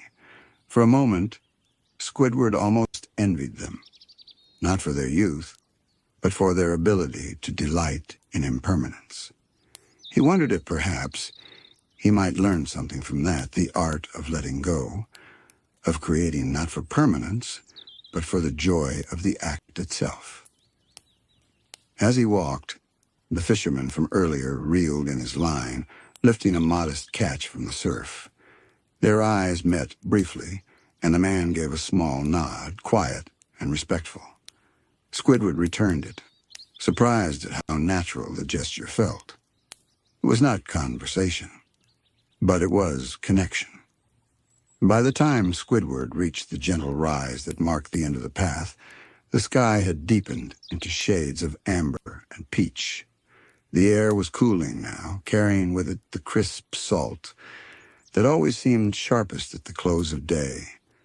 He paused there on the rise to look back at the scene he had left behind, the children waving sticks in the surf, the couple leaning shoulder to shoulder, the fisherman gathering his gear, and the vast, endless sea stretching out to embrace them all. Something inside him shifted then. A quiet certainty, a realization that his dream life was no longer abstract, no longer distant. It was here in afternoons like this, in moments so small yet so profound. His happiness did not require an audience or acclaim.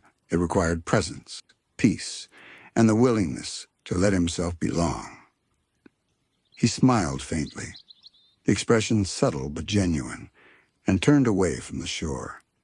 The cobblestone path ahead led back to the town, where lamps would soon be lit, casting soft halos of light over the streets. He could already imagine the glow of his studio waiting for him, a blank canvas leaning against the easel, brushes clean and ready. And perhaps later, when night had settled, he would sit by the window with a cup of tea, clarinet nearby, and let the memory of the sea's rhythm carry him into sleep. As he walked, a thought threaded itself into his mind, delicate but clear. I don't need to escape to be happy. I only need to live where peace is possible. The sound of the sea followed him faintly as he moved further from the shore, less insistent now, but still present, as though promising it would always be there whenever he returned. And he knew he would return, again and again, until afternoons by the sea were no longer special events, but the natural cadence of his life. The horizon glowed one last time as the sun dipped lower, and Squidward carried that glow within him, a quiet flame of contentment, lighting the path back to town. The town was beginning to glow with evening light as Squidward strolled back from the shoreline. Lamps along the cobblestone streets flickered on one by one, casting warm golden circles on the ground. The air had cooled, but only just, enough to carry the crisp freshness of the sea mixed with the faint aroma of flowers from window boxes that leaned over the streets. The town, once vibrant with the stir of afternoon errands and chatter, was settling into its calmer rhythm, a rhythm that matched Squidward's own. As he turned a familiar corner, the sight of the Seaside Café greeted him once again. Its wide windows glowed from within, the light spilling out onto the street like a welcoming beacon. A handful of patrons lingered at the outdoor tables, sipping coffee or tea, their conversations soft and unhurried. The faint clink of cutlery against porcelain floated out with the smell of roasted beans and something sweet baking in the oven. Squidward paused for a moment before entering, taking in the scene. There was something magnetic about the cafe at this hour. In the daytime, it had been lively, filled with sketchbooks and laughter, but now it was quieter, almost reverent, as though the cafe itself shifted personality with the setting sun. It was no longer a place for quick exchanges or bustling social moments. It had become a sanctuary of reflection, perfectly aligned with his mood. He pushed open the door. A small brass bell jingled overhead, announcing his arrival. Inside, the air was warm, scented with coffee, cinnamon, and the faint hint of citrus peel. The low hum of conversation filled the space, punctuated by the occasional hiss of steam from behind the counter. The barista, a kind-faced woman with seafoam green hair tied in a neat bun, gave Squidward a brief nod of recognition. He had visited only once before, but already the familiarity made something within him relax. He ordered a simple cup of tea this time, something calming to match his afternoon by the sea, and then turned toward the back corner where he had sat earlier in the day. The corner was free, as though waiting for him. The little table by the window offered just enough space for his sketchbook, and beyond the glass he could see the quiet street, lamplight shimmering across cobblestones, slick from the misty air. He placed his sketchbook gently on the table and leaned back, allowing himself a moment simply to observe. Around him, the café was alive with the subtle stories. An older couple shared a slice of cake, their movements slow and practiced. The kind of quiet companionship that needed no words. Two students leaned across their notebooks, whispering ideas to one another as they scribbled diagrams and notes. At another table, a man with a guitar case sipped his coffee, eyes distant, as though he were composing songs silently in his head. The café wasn't just a place to eat or drink. It was a gathering place for thought, for creativity. Every table seemed to hold a small universe of its own, and Squidward felt himself becoming part of that collective energy. It wasn't intrusive. It wasn't overwhelming. It was simply inspiring. When his tea arrived, steaming gently in a porcelain cup, he opened his sketchbook once more. The earlier pages were filled with sketches of the sea and the cliffs, loose pencil lines that captured the flow of water and the sway of gulls. But tonight, his pencil seemed drawn not to the outside world, but to the café itself. He began tracing the outline of the old couple, their hands resting near one another on the table.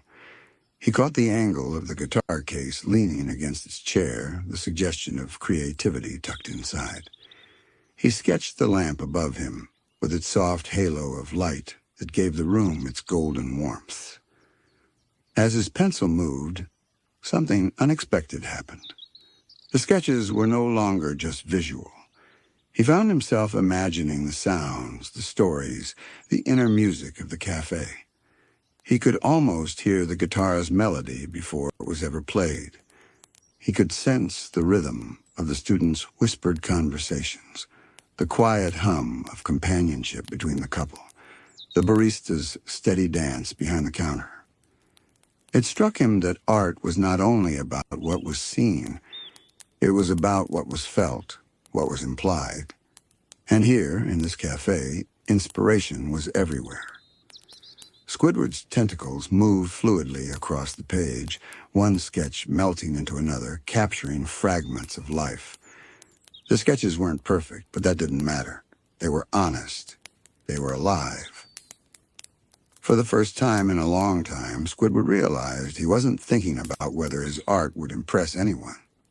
He wasn't worried about perfection or praise. He was simply creating because the act itself gave him joy. And that, he realized with a soft inward sigh, was perhaps the truest form of artistry. The tea warmed him from within, its gentle steam rising like a soft curtain. He sipped slowly, pausing between lines to taste the earthiness of the leaves, to let the flavor linger while his eyes wandered the café for new details. Everything seemed worthy of being captured, from the curl of steam from another patron's coffee to the shadows cast across the wooden floorboards. The café was no grand stage, no gallery wall. But tonight, for Squidward, it was enough. More than enough. The café seemed to breathe with its own rhythm, a soft cadence that wove together clinking cups, quiet laughter, and the steady hum of voices. Squidward's sketchbook still open before him, found himself entranced by that rhythm. It was not unlike music, though it lacked structure or measure. Yet in its looseness there was a kind of natural harmony. He rested his pencil for a moment, closing his eyes. The soundscape unfolded around him, the hiss of the espresso machine, the barista's gentle movements as she tamped coffee grounds, the faint scraping of cutlery on plates, and the overlapping murmur of conversations blending together like instruments in an orchestra. Even the occasional creak of the wooden floorboards beneath shifting chairs contributed its own tone. Squidward thought of his clarinet. He could almost hear it responding, weaving itself into this subtle composition. A few long, low notes rising like the steam from a coffee cup, a playful trill echoing the laughter from across the room, a gentle, sustained tone to anchor it all, music born not from a score, but from presence. He opened his eyes again, looking down at his sketches. They seemed incomplete now, as though they needed sound as much as form. Tentatively, he began to annotate the drawings with small notes in the margins, symbols of rhythm, fragments of melody.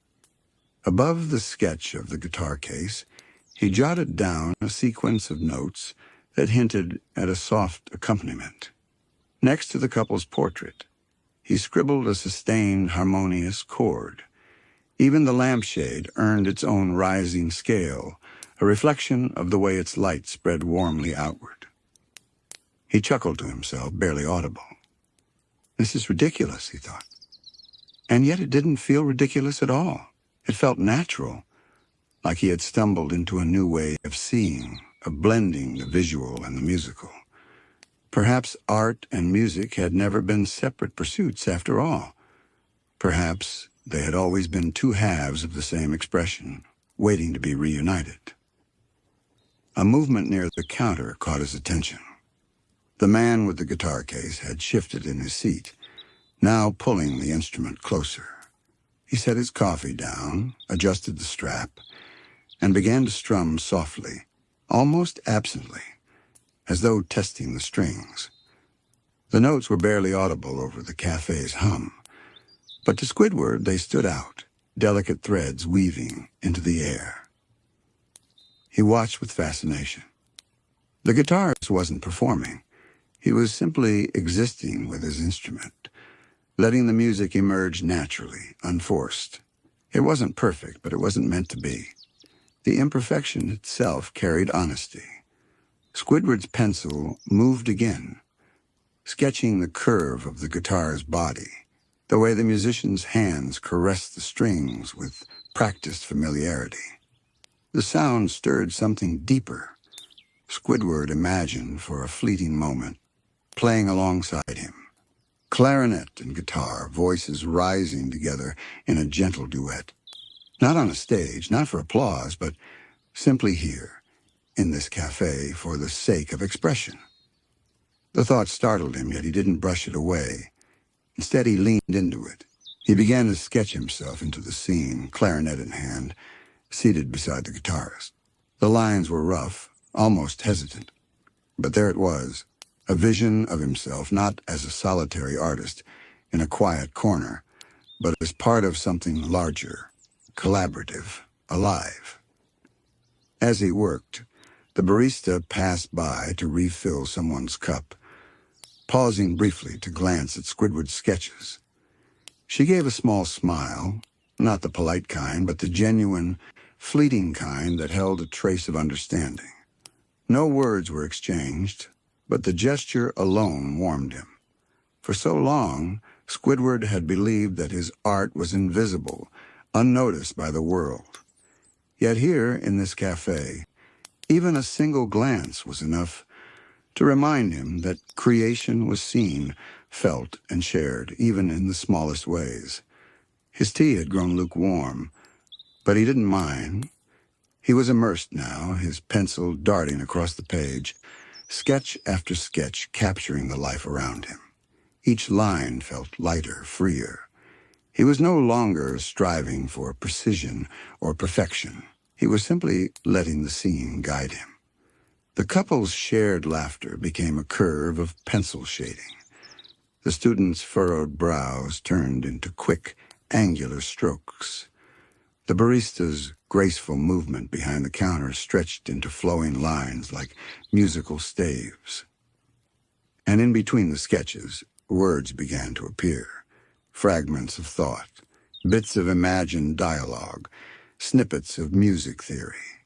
His sketchbook had become more than a collection of drawings. It was transforming into a journal of impressions, a place where sight, sound, and feeling coexisted. Time seemed to lose its edge. The cafe's energy carried him along gently like a tide. Squidward hardly noticed as more patrons came and went, as the lamps grew brighter against the dimming evening outside. He was cocooned in creativity, in that rare, fleeting state where inspiration felt limitless. Finally, he set his pencil down and exhaled, realizing just how deeply he had been immersed. His hand ached slightly, his tea long forgotten, but his heart was light.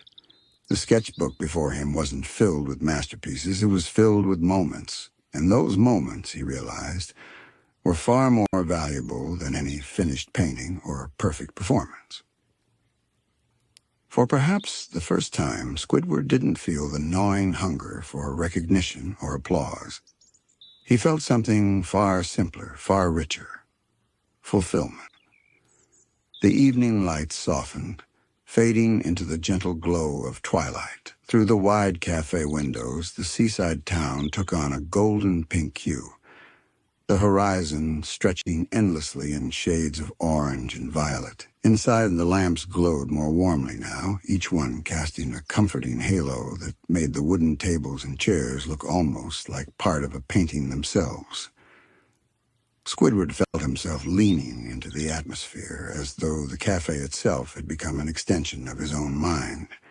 Everything here seemed slower, calmer, deliberate. Even the way the barista moved, unhurried, precise, with a rhythm that felt closer to dance than routine, reminded him of the beauty hidden in small, everyday gestures. He turned another page in his sketchbook. His hand moved almost automatically, sketching the curve of the window's frame, the pattern of light across the glass.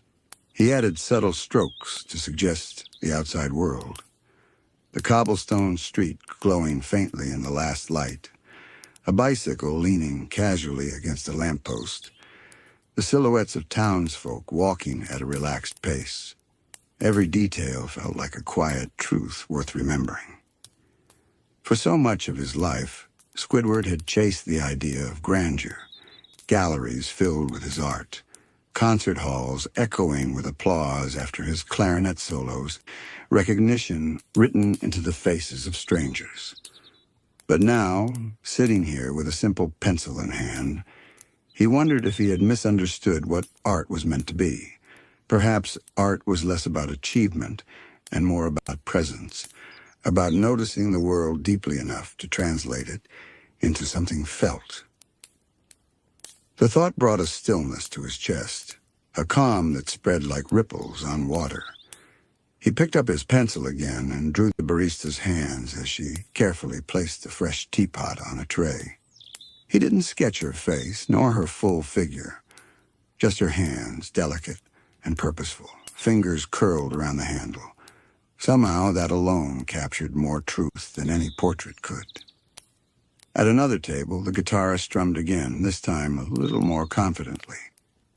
The melody was simple, repetitive, almost meditative. Squidward let the notes wash over him, his mind filling in harmonies and counterpoints.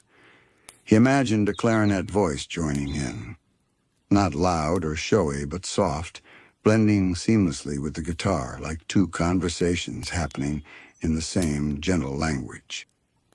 His fingers twitched slightly as though playing invisible keys. He could almost feel the clarinet resting against his hands, the reed vibrating with life. The idea of collaboration, something he had resisted so often before, suddenly seemed not only appealing but necessary. There was a beauty here that he could not create alone. For a moment he considered approaching the guitarist, but the thought filled him with hesitation. Squidward had always guarded his art closely, wary of rejection, wary of vulnerability. And yet, even without speaking, there was a shared thread between them, a quiet recognition that music, like conversation, sometimes existed best without words. He returned to his tea, now cold, and drank anyway, savoring the faint, earthy taste. A part of him wanted to stay here forever, in this suspended moment, where the outside world felt distant and the café felt infinite. The couple who had been seated earlier began gathering their things, their laughter lingering in the air like a final chord. Squidward sketched them one last time, capturing their figures mid-motion, one reaching for a coat, the other holding the half-finished cup. In their casual togetherness, he saw something honest, something enduring. As the couple left, new patrons entered. A woman with a small notebook, perhaps a poet, and a fisherman still smelling faintly of the sea, boots leaving faint marks on the wooden floor. The café absorbed them effortlessly, folding their presence into its ongoing rhythm. Squidward sketched them too, quickly, loosely. He didn't need to capture every detail, just enough to hold the essence of the moment. He realized then that this café was not just a place to drink tea or coffee. It was a vessel of lives intersecting, a quiet theater where stories played out with no scripts and no audience, only the gentle awareness of those who cared to notice. And tonight, Squidward was noticing everything. His heart felt lighter with each page he filled. The sketches themselves might never hang in a gallery, but they didn't need to. They were records of being present, proof that he was here alive and attentive to the subtle symphony of existence. The barista returned briefly to wipe down a nearby table, her cloth moving in circular motions that caught Squidward's eye. He added the gesture to his sketchbook, the looping motion transforming into a spiral that grew outward, filling the page. To his surprise, it resembled the curl of a seashell. He smiled faintly. Inspiration was everywhere, hidden in even the most mundane movements. The café clock ticked softly, its sound blending with the murmurs, the guitar, the faint clinking of spoons. Squidward found himself lulled by it all, the café holding him like a lullaby. The longer he stayed, the more he felt that creativity was not something to be chased, but something to be received, like steam rising from a teacup, ephemeral but beautiful in its own fleeting way. He exhaled deeply, setting his pencil down again. For the first time in years, he felt not only like an artist, but like part of the art itself. The café grew quieter as the evening deepened. The hum of conversation softened into murmurs, and the guitarist strummed a final gentle progression before setting his instrument down with a sigh of contentment. A few candles were lit on the tables, their flickering glow joining the warm lamps overhead. The air carried the faint sweetness of baked goods cooling for the next morning, mingling with the earthy aroma of tea leaves and roasted beans. Squidward stretched slightly in his chair, his sketchbook open before him. Page after page was filled now, hands in motion, cups half empty, shadows across the window, small details that together told the story of a single evening. He gazed at them with a quiet pride, not the pride of achievement, but the satisfaction of having truly seen and captured the world around him. For years he had believed that inspiration had to strike like lightning, rare, dramatic, almost violent in its arrival. But tonight had shown him otherwise. Inspiration was not thunder or fire. It was the steady glow of a lamp, soft pluck of a guitar, the curve of steam rising from a cup. It was in the ordinary, waiting patiently for someone to notice. No. The barista approached his table one last time, gathering his empty cup and teapot. She glanced at the open sketchbook, her eyes catching on the drawings. "These are lovely," she said softly, almost as if she were reluctant to disturb the calm. Squidward felt a faint warmth rush to his face. Compliments had always been difficult for him, So often, they had been insincere or followed by laughter. But here the words felt genuine, simple, unadorned. He gave a small nod, replying, "Thank you," in a tone that carried both humility and a hint of surprise. The barista smiled and moved on, leaving him with a feeling that lingered long after she was gone. Perhaps his art did not need galleries. Perhaps it only needed moments like this, shared, fleeting, honest. He closed the sketchbook gently, tucking the pencil inside. The sound of the clock chimed faintly, signaling the hour. Around him, the café began its quiet ritual of closing, chairs being tucked neatly under tables, cups being stacked, soft laughter drifting as the last customers prepared to leave. Reluctantly, Squidward rose from his seat.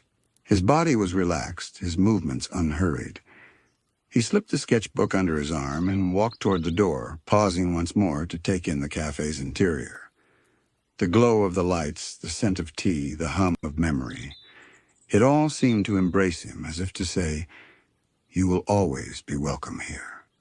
Stepping outside, he was met by the cool night air. The seaside town was hushed now, the cobblestones reflecting the faint glow of lanterns that lined the streets. The sea, just beyond the rooftops, shimmered under the moonlight, its rhythm unbroken. The town felt like it was exhaling, settling into rest. Squidward walked slowly, savoring the night. Each step echoed softly against the stones, blending with the distant hush of waves.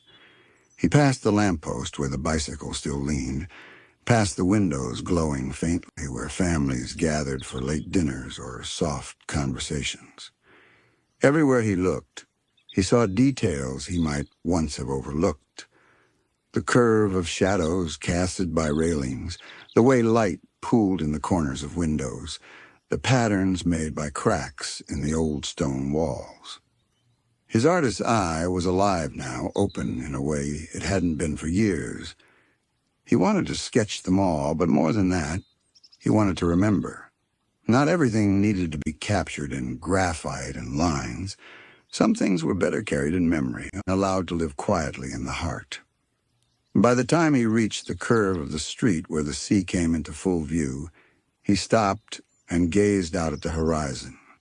The moonlight lay across the waves like silver paint on canvas, shifting and trembling with each gentle swell. He breathed deeply, the salt air filling his lungs. For a moment he considered taking out his clarinet, letting the night air carry a melody across the water. But he didn't need to, not tonight. The music was already there, written into the hush of the sea, the glow of the moon, the peace within him. He simply stood, listening, feeling as though he were part of the composition. A realization stirred within him. Art was not separate from life. It was not something to be performed only on stages or displayed on walls. It was here, in the quiet streets, in the café, in the sea's lullaby. It was in noticing, in feeling, in allowing oneself to be moved. And as long as he remained open to that truth, inspiration would never leave him. He smiled faintly, small, quiet, but genuine. Then, with sketchbook tucked safely under his arm, Squidward continued down the moonlit street toward home. The night stretched before him, full of promise. Tomorrow, he knew, would bring another day of creation. Not because he had to, but because he wanted to. Because at last, art had ceased to be a burden and had become, instead, a companion. The evening settled softly across the seaside town, carrying with it a hushed kind of magic. The streets were quieter now, lanterns glowing like fireflies as their golden light reflected against the cobblestones. Windows glimmered with warmth, casting long, gentle shadows across the walkways. Overhead, the sky shifted from a deepening indigo to a velvet navy, sprinkled with the first stars of the night. Squidward walked at an easy pace, clarinet case in hand. He had been invited, earlier in the week, to play at the small performance hall nestled near the town square. It wasn't a grand theater or a bustling concert venue. just a modest, intimate space where townsfolk gathered to share music, poetry, and art. For Squidward, this was no competition, no audition, no harsh spotlight of judgment. It was simply an evening among people who cherished creativity. As he approached the hall, he noticed its charm immediately. The building was old but well-loved, its wooden frame polished by years of care. A pair of lanterns flanked the doorway, their light flickering against the sign that read, Evening of the Arts. Inside, the faint sound of tuning instruments and muffled conversation drifted out into the street, mingling with the hush of the ocean nearby. Squidward paused before entering, letting the moment wash over him. He felt a quiet anticipation, not the nervous energy that had so often plagued him in the past, but something gentler. Tonight wasn't about proving anything. Tonight was about sharing a piece of himself in harmony with the community he had come to call home. Pushing open the door, he stepped inside. The hall was softly lit, its wooden beams overhead casting warm shadows along the walls. Rows of chairs had been arranged neatly, already half filled with the townsfolk of all ages. Some held cups of tea, others chatted quietly while leafing through small programs. At the front of the room was a simple stage, barely raised above the floor, adorned with nothing more than a stool, a music stand, and a few potted plants that gave the space a welcoming touch. Squidward made his way to a small backstage area where performers were gathered in calm preparation. A young violinist tightened her bow, humming softly to herself. An older man adjusted the reeds of his saxophone, nodding politely as Squidward passed. There was no competition here, no edge of rivalry, only a shared respect for the arts and a shared love of expression. He sat down on a bench, opening his clarinet case with careful hands. The instrument gleamed in the soft light, each key polished, each piece fitting together with familiar precision. As he assembled it, he took slow, measured breaths, letting the rhythm of his breathing match the calm that filled the room. A gentle voice called from the doorway. 10 minutes, Mr. Squidward. He nodded, acknowledging the stage manager, and continued to prepare. He tested a few notes, soft and low, the sound barely more than a whisper in the air. The clarinet's voice was warm tonight, resonant but tender. It was ready. When his turn arrived, Squidward stepped out from the shadows and into the gentle glow of the stage lights. The room greeted him not with applause or noise, but with a respectful silence, the kind that spoke of genuine attention. He walked to the stool, set down his sheet music, though he already knew the melodies by heart, and positioned the clarinet in his hands. For a brief moment, he looked out at the audience. He saw familiar faces, the baker from the café, the shopkeeper from the corner store, a few children who had waved at him during his strolls through town. Their eyes shone with quiet expectation, not of brilliance or spectacle, but of honesty. He closed his eyes, lifted the clarinet, and began to play. The first note was soft, like a sigh released into the night. It lingered in the air, rich and mellow, before dissolving into silence. Then came another, weaving seamlessly into the next, until a melody unfolded, slow, deliberate, tender. It was not a grand concerto or a dazzling display of technical skill. It was a simple piece, one Squidward had written himself, inspired by the sea and the quiet streets of the town. The sound filled the hall gently, wrapping around the listeners like a warm blanket. Each phrase seemed to echo the rhythm of the waves outside, rising and falling in calm repetition. The clarinet's voice carried both melancholy and joy, a balance of longing and peace, as though the music itself was breathing. The audience leaned in, not with the intensity of critics, but with the openness of friends. Children rested their heads against their parents' shoulders, lulled by the gentle tones, Older townsfolk closed their eyes, smiling faintly as the melody carried them into memory. In that moment, Squidward felt truly heard, not judged, not measured, but understood. And as he played, a thought came to him, quiet but profound. This was the life he had dreamed of. Not fame, not wealth, not applause echoing from vast stages, but this, an evening where his music was received with kindness, where it became part of the community's shared peace.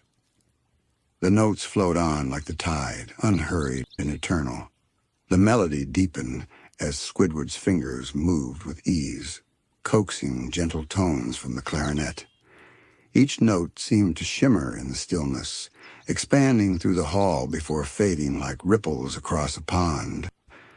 The room was utterly silent, save for the warm, flowing voice of his instrument. That silence was not emptiness, it was reverence, the audience leaning into the music as though the air itself carried a secret. Squidward shifted subtly, adjusting his embouchure, and the song evolved.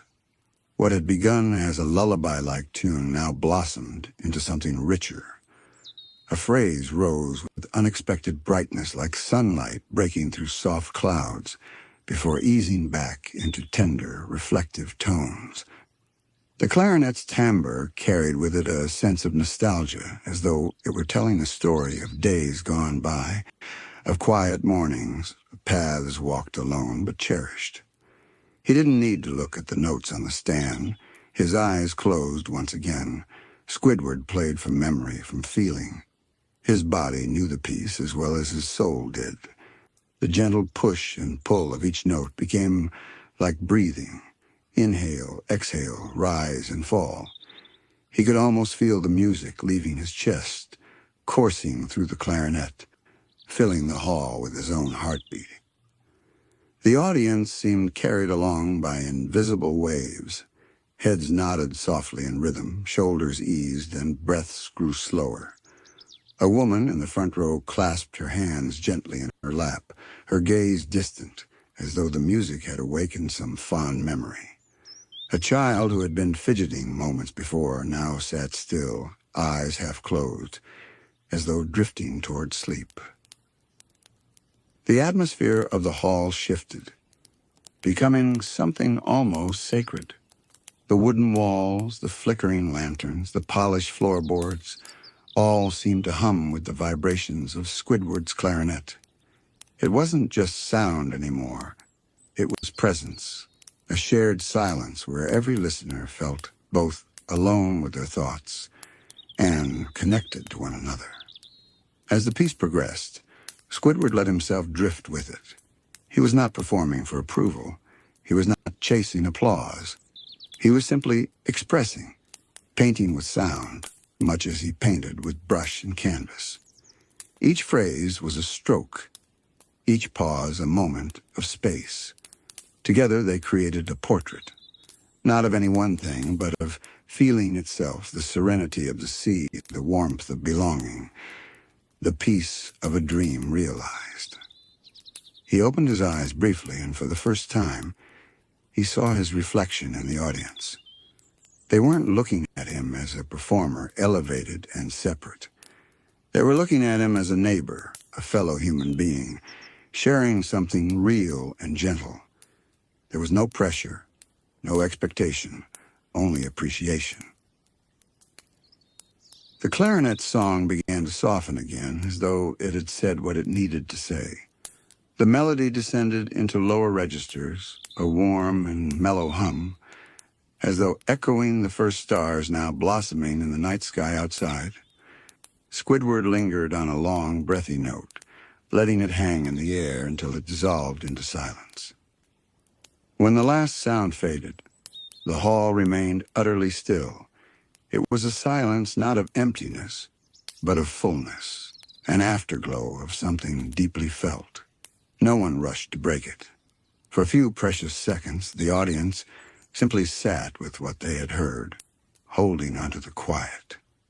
And then, softly, applause began. It was not thunderous, not overwhelming, but warm and steady. Hands came together gently, some even hesitantly, as though afraid to shatter the atmosphere entirely. Yet the sound carried gratitude, sincerity, and something Squidward had longed for his entire life. Recognition, not for spectacle, but for honesty. He lowered his clarinet slowly, bowing his head slightly in acknowledgement. For once, he didn't bristle at the thought of modesty. It felt right, natural. This wasn't about standing taller than others. It was about standing among them. From the corner of his vision, he noticed the other performers smiling, their eyes bright with genuine respect. They weren't competitors. They were companions in the shared joy of creation. And in that instant, Squidward felt something he hadn't known he'd been missing: community. He returned to the stool, placing the clarinet across his lap. The applause faded, replaced once again by calm. He could have left the stage then, but he didn't. Instead, he lingered in the glow of the moment, breathing slowly, letting the peace settle deep into him. As the stage lights softened, he thought this was all he had ever wanted. Not noise, not chaos, not struggle, but this quiet union of art and hearts. The applause faded gently, like a tide pulling back into the sea, leaving the hall once again wrapped in that serene stillness. Squidward glanced down at the clarinet resting across his lap. His fingers lingered over the smooth wood, and he felt an urge to continue. Not out of obligation, but because the music within him wasn't finished yet. He lifted the instrument once more, his eyes sweeping across the expectant faces before him. They weren't demanding. They were waiting, open and ready to listen. That made all the difference. For the first time, he felt free to play not what was expected, but what was true. He began with a low, sustained tone, one that resonated deep in the chest, steady and unhurried. The sound wove into the silence like a thread, binding everyone together once again. Slowly he built upon it, a soft, swaying rhythm, almost like the rocking of a boat at sea. The clarinet sang of calm waters, of moonlit horizons, of journeys not taken in haste, but in reflection. This second piece was different from the first. Where the earlier melody had been tender and nostalgic, this one felt exploratory. Notes rose like curious questions, drifting into the air, and answered themselves in gentle descents. Squidward's clarinet voice danced between playfulness and wonder, as though strolling along a quiet shoreline and pausing to marvel at seashells scattered in the sand. The audience leaned forward again, caught by the unfolding journey. A child whispered something to her parent, but the sound was hushed, almost reverent, as though she were pointing at a discovery rather than interrupting. The hall seemed transformed, not merely a room, but a vessel carrying everyone across an unseen ocean. Squidward felt his own mind drifting as he played. The music carried him back to memories of solitude he once thought bitter, practicing alone in his room, sighing at his neighbor's noise, yearning for acknowledgement. Yet now, those very moments seemed to have been preparing him for this. The patience, the persistence, the willingness to pour himself into a craft that had, at long last, found its place. The melody climbed suddenly, soaring into higher registers, like a bird catching a thermal and rising gracefully into the sky. The notes sparkled light and quick, and Squidward's fingers moved with surprising ease. He was no longer thinking about technique. His body responded instinctively, his clarinet becoming not just an instrument, but an extension of his voice. As he reached the peak of the passage, he paused on a bright, ringing note and let it shimmer. Then gently he descended again, bringing the melody back down to earth, to warmth, to rest. It was as if the song itself were reminding the listeners, joy does not have to be loud nor fleeting. It can be quiet, enduring, steady. The audience's breathing seemed to fall in rhythm with the music. Couples leaned against one another, friends shared glances of understanding, and strangers found themselves united in stillness. It was a rare kind of communion. No words, no explanations, only shared experience. As the second piece drew toward its close, Squidward softened his tone to a whisper. The clarinet's sound became like the exhale of a sigh, gentle and final. The last notes lingered only a moment before dissolving completely. This time, the silence that followed was even deeper. It was as though the entire hall had stepped into a dream and didn't want to wake. When the applause finally came, it rose slowly, organically, growing in warmth until it filled the room with soft gratitude. Squidward allowed himself a small smile. It wasn't smug nor forced. It was genuine, almost shy. He bowed his head slightly, acknowledging the response before settling back on the stool once more. His heart was steady, his breathing calm. He could have ended there, content with what had been shared. But he felt one last piece stirring within him, one last song that belonged to the night. He closed his eyes and thought of the sea outside, its eternal rhythm, its quiet voice. Then he raised the clarinet again. The hall hushed instantly, expectant, as the final chapter of the evening began. The opening note was soft, barely more than a breath. It floated in the air like a star appearing in twilight, delicate and unassuming. And from that single point, the melody began to grow, slow, luminous, and infinite, like the sea itself. The first few notes of this last piece hung in the air like a whispered secret, delicate yet certain. Squidward's fingers moved slowly with care, as though each sound carried weight beyond measure. The melody flowed with the calm inevitability of the tide, rising and falling in natural rhythm. It was not hurried. It was not flashy. It simply existed, steady and timeless, like the sea outside the windows. The clarinet's tone was round and warm, as if it had gathered all the colors of twilight, the fading gold of the horizon, the lavender of the drifting clouds, the deepening blue of the sky, and blended them into sound. It was a lullaby, not just for the audience, but for the town itself, a song that seemed to bless the night with peace. In the stillness, Squidward's mind drifted.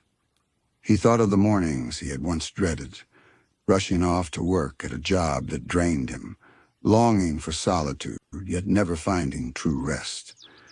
How far that world seemed now. Here in this quiet town, he had found something more than escape. He had found fulfillment. The music pouring from his clarinet wasn't just a dream anymore. It was his life, lived fully in this moment. The melody deepened, soft but resonant. It felt like an embrace, a memory, a possibility of self. Squidward had always believed art was about proving something, about earning praise, about climbing toward an elusive perfection. But tonight he realized it was simpler. Art was sharing. Art was honesty. Art was connection. He opened his eyes briefly and saw the audience bathed in lamplight. Their faces were calm, softened by the music. Some leaned forward slightly, as if not to miss a single note. Others closed their eyes, letting the melody carry them inward. No one looked distracted. No one looked impatient. Every soul in the room seemed to have surrendered to the same gentle current. Squidward's heart swelled. He pressed the clarinet to his lips once more, and the sound that followed was the most tender of the night. It was almost fragile, like the brush of a feather across still water. He stretched the note, breathed into it, let it hover in the quiet until it seemed to dissolve into the walls themselves. The piece shifted into a gentle conclusion, circling back to its beginning theme, soft steady, inevitable, like the sea returning to shore. The clarinet's final phrase descended gracefully, one note after another, until at last it came to rest on a low, hushed tone. He let the note fade into silence, lingering there, neither rushed nor delayed. And then there was nothing. The silence that followed was profound. No one clapped, no one moved.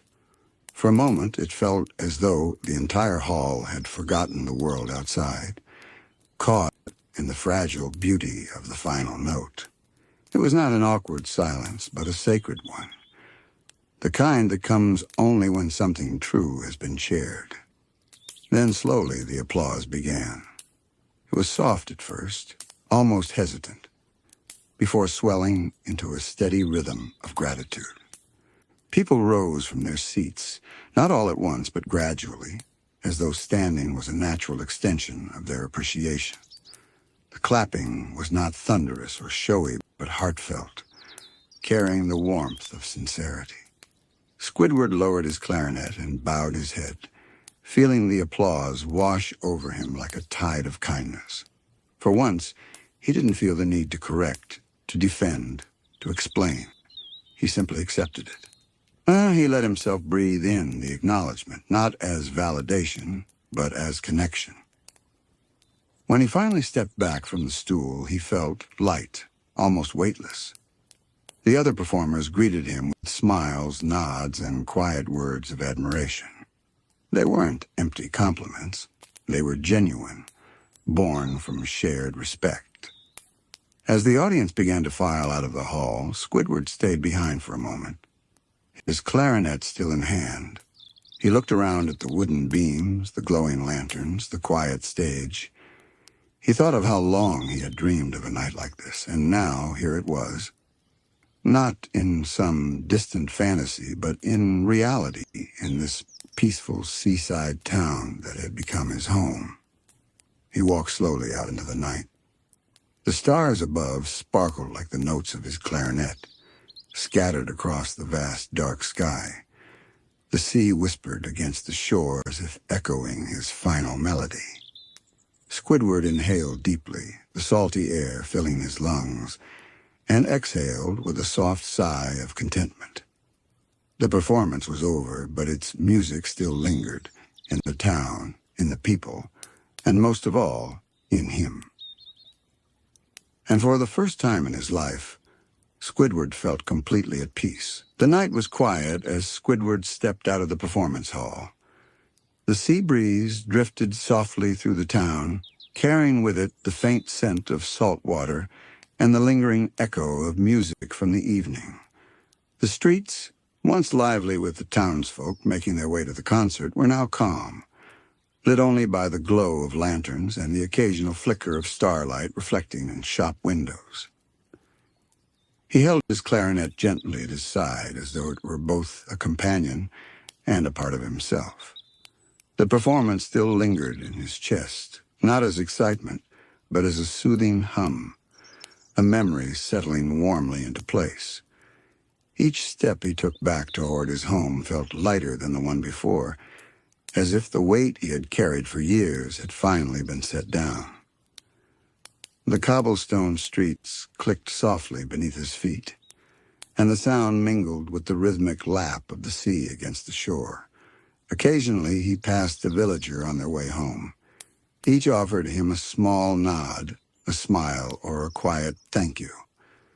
There was no rush, no overwhelming crowd, only gentle acknowledgement, the kind that felt deeply genuine.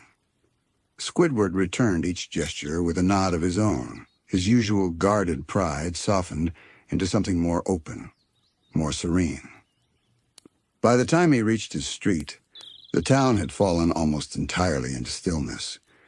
His little seaside cottage waited patiently at the edge of the water, its windows glowing with the soft golden light he had left behind. From the outside, it looked warm and welcoming, like a lighthouse for his own heart. He opened the door and stepped inside. At once, the familiar comfort of home surrounded him. The air smelled faintly of tea and polished wood. His easel stood in the corner, brushes waiting in their jar, while a half-finished canvas leaned gently on its stand. The shelves, filled with sheet music and books, gave the room a lived-in charm. Everything about it spoke of the life he had always wanted, simple, creative, peaceful. Squidward set his clarinet down on a small table near the window, careful and reverent, as though tucking it in for the night. He then slipped off his coat and draped it neatly over the back of a chair. Without rushing, he lit a single candle and carried it to the small table in the center of the room. The flame flickered softly, casting warm shadows across the walls. He moved to the window and pulled back the curtain. Outside, the sea stretched into the night, dark and infinite, shimmering faintly under the watchful moon.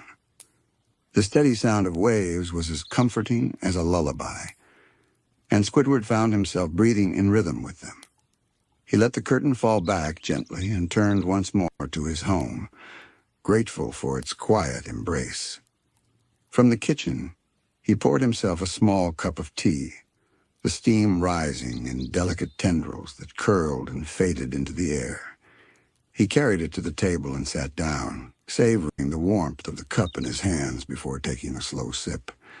The tea was simple, herbal, soothing, exactly what the night called for. As he sat there, he let his thoughts drift back to the performance. He replayed moments in his mind, the first note, the attentive faces, the stillness of the final silence before applause. None of it carried the sharp edge of self-criticism he once so often felt. Instead, it was all wrapped in a gentle glow of satisfaction, not from pride, but from peace. He had shared his music, and it had been received with kindness. That was enough. After finishing his tea, Squidward rose and moved toward his easel. The unfinished canvas stood waiting, a twilight scene of the sea. He picked up a brush and, almost absent-mindedly, added a few strokes of pale blue and soft silver, reflecting the moonlight as he had seen it on his walk home. The act of painting was quiet and unforced, a natural extension of the evening's serenity.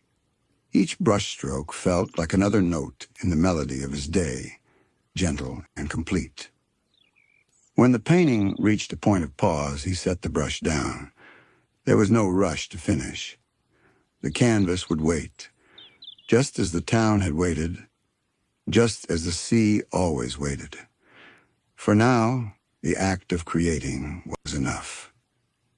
He tidied the brushes and wiped his hands before moving to the corner of the room where a comfortable armchair sat near a bookshelf. He lowered himself into the chair, exhaling deeply as he sank into its cushions. From the shelf, he pulled a small book of poetry and opened it at random. His eyes followed the words, but he did not read quickly. Each line was savored, like the slow unfolding of a quiet melody. As the candle burned lower, the room filled with the gentle chorus of night, the occasional creak of wood, the distant call of seabirds settling, and always the steady pulse of the waves beyond the window. Squidward closed the book and set it aside, leaning back into the chair with his eyes half closed. Tonight was not about accomplishment or ambition. It was about rest, about being. And for the first time, and as long as he could remember, that was enough. The candle on the table burned lower, its flame dancing quietly against the soft hush of the cottage. Squidward sat in his armchair for a long while, eyes half closed, simply listening. The sounds of the night seeped into the room as though the sea itself had leaned closer to whisper its lullaby. There was no need for words. The rhythm of the waves, the distant croak of a night frog, the occasional creak of the house in the cool air, all of it came together to form a harmony that no orchestra could replicate. Eventually, Squidward rose, stretching his arms slowly as though releasing the very last remnants of the day. His body felt pleasantly heavy, filled not with exhaustion, but with the deep calm that comes only after a day well lived. He moved across the room with deliberate care, his footsteps muffled by the rug beneath him, and began to prepare himself for the night. He first walked to the clarinet resting on the table by the window. Lifting it carefully, he took a soft cloth and polished it, each motion gentle and precise.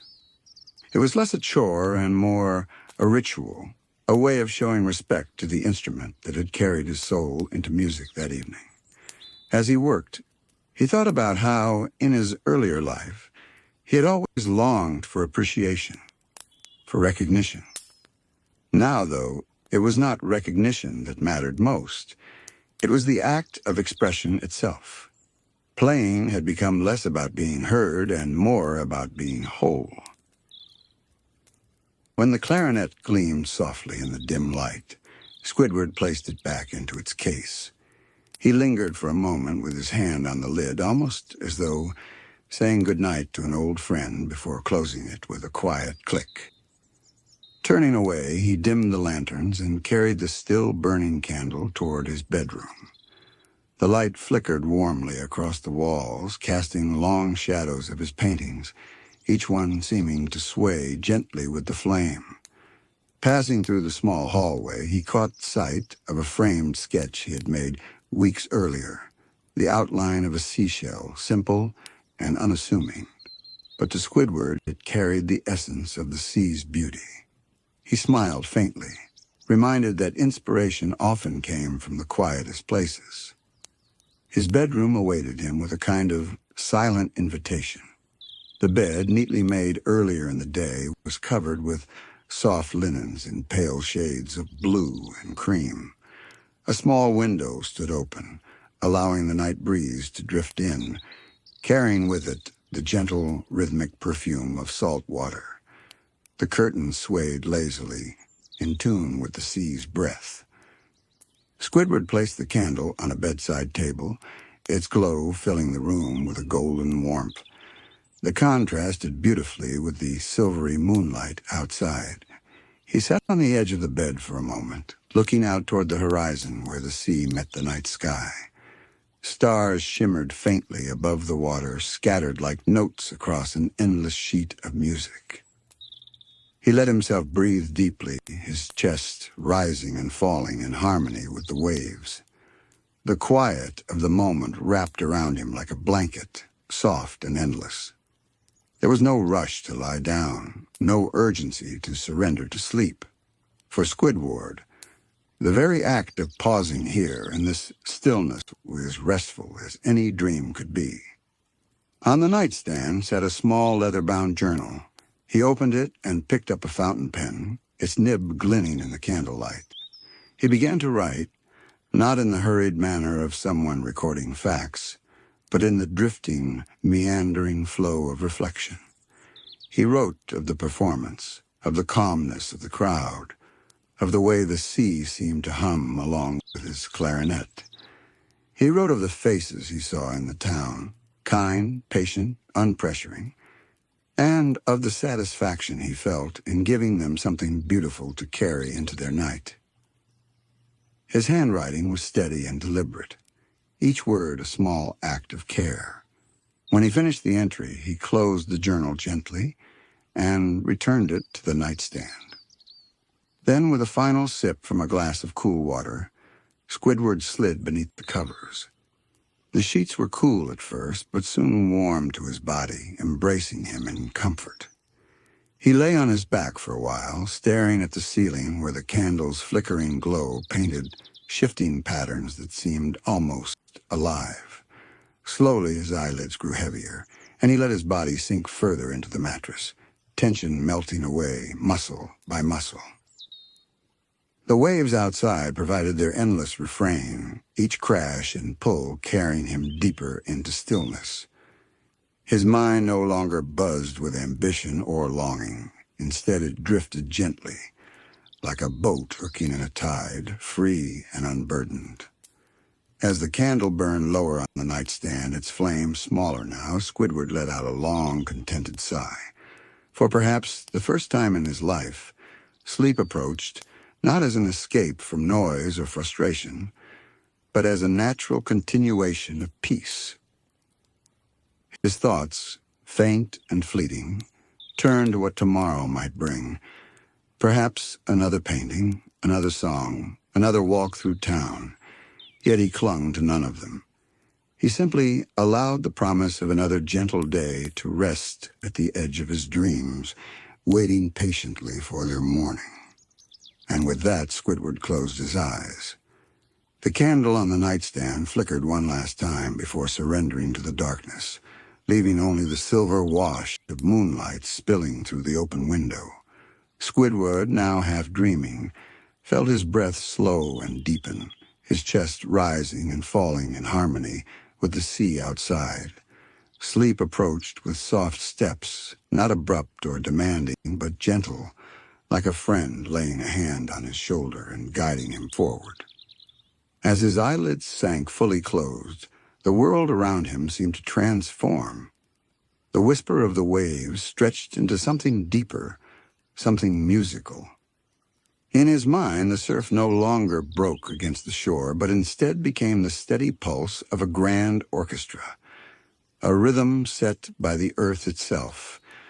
The soft breeze that had slipped through the curtains began to carry faint notes of melody, weaving them together like threads of a dream. Squidward drifted effortlessly, as though his bed had become a raft, carried upon this vast ocean of sound.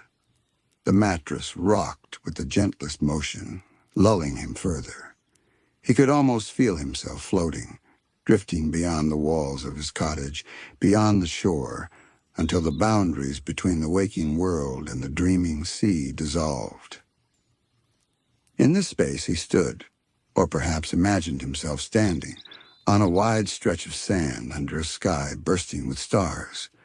The sea before him glowed faintly, each wave tipped with silver lights. It wasn't the ordinary sea, he knew, but something enchanted, alive with music. Every ripple, every crest seemed to carry a different tone, forming harmonies that danced around him. In his hands was his clarinet.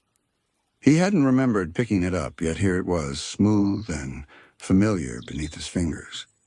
When he raised it to his lips and played a note, the sound merged seamlessly with the ocean's song. The water shimmered in response, glowing brighter, as though the sea itself was listening. The melody he created was unlike any he had ever played in waking life. It was effortless, flowing out of him as naturally as breath. Each note sent ripples across the water, painting shapes upon the surface, spirals of light, waves of color, fleeting images of seashells, fish, and drifting jellyfish, all sculpted from sound. Squidward's music, once a source of longing and frustration, now unfolded into something vast and boundless. He wandered along the shore, still playing, and found that the world responded to him. With one phrase, the stars above seemed to twinkle brighter, rearranging themselves into constellations shaped like clarinets and easels. With another phrase, the sand beneath his feet glowed softly, as though lit from within. He wasn't just playing for himself, he was in conversation with the very fabric of the dream.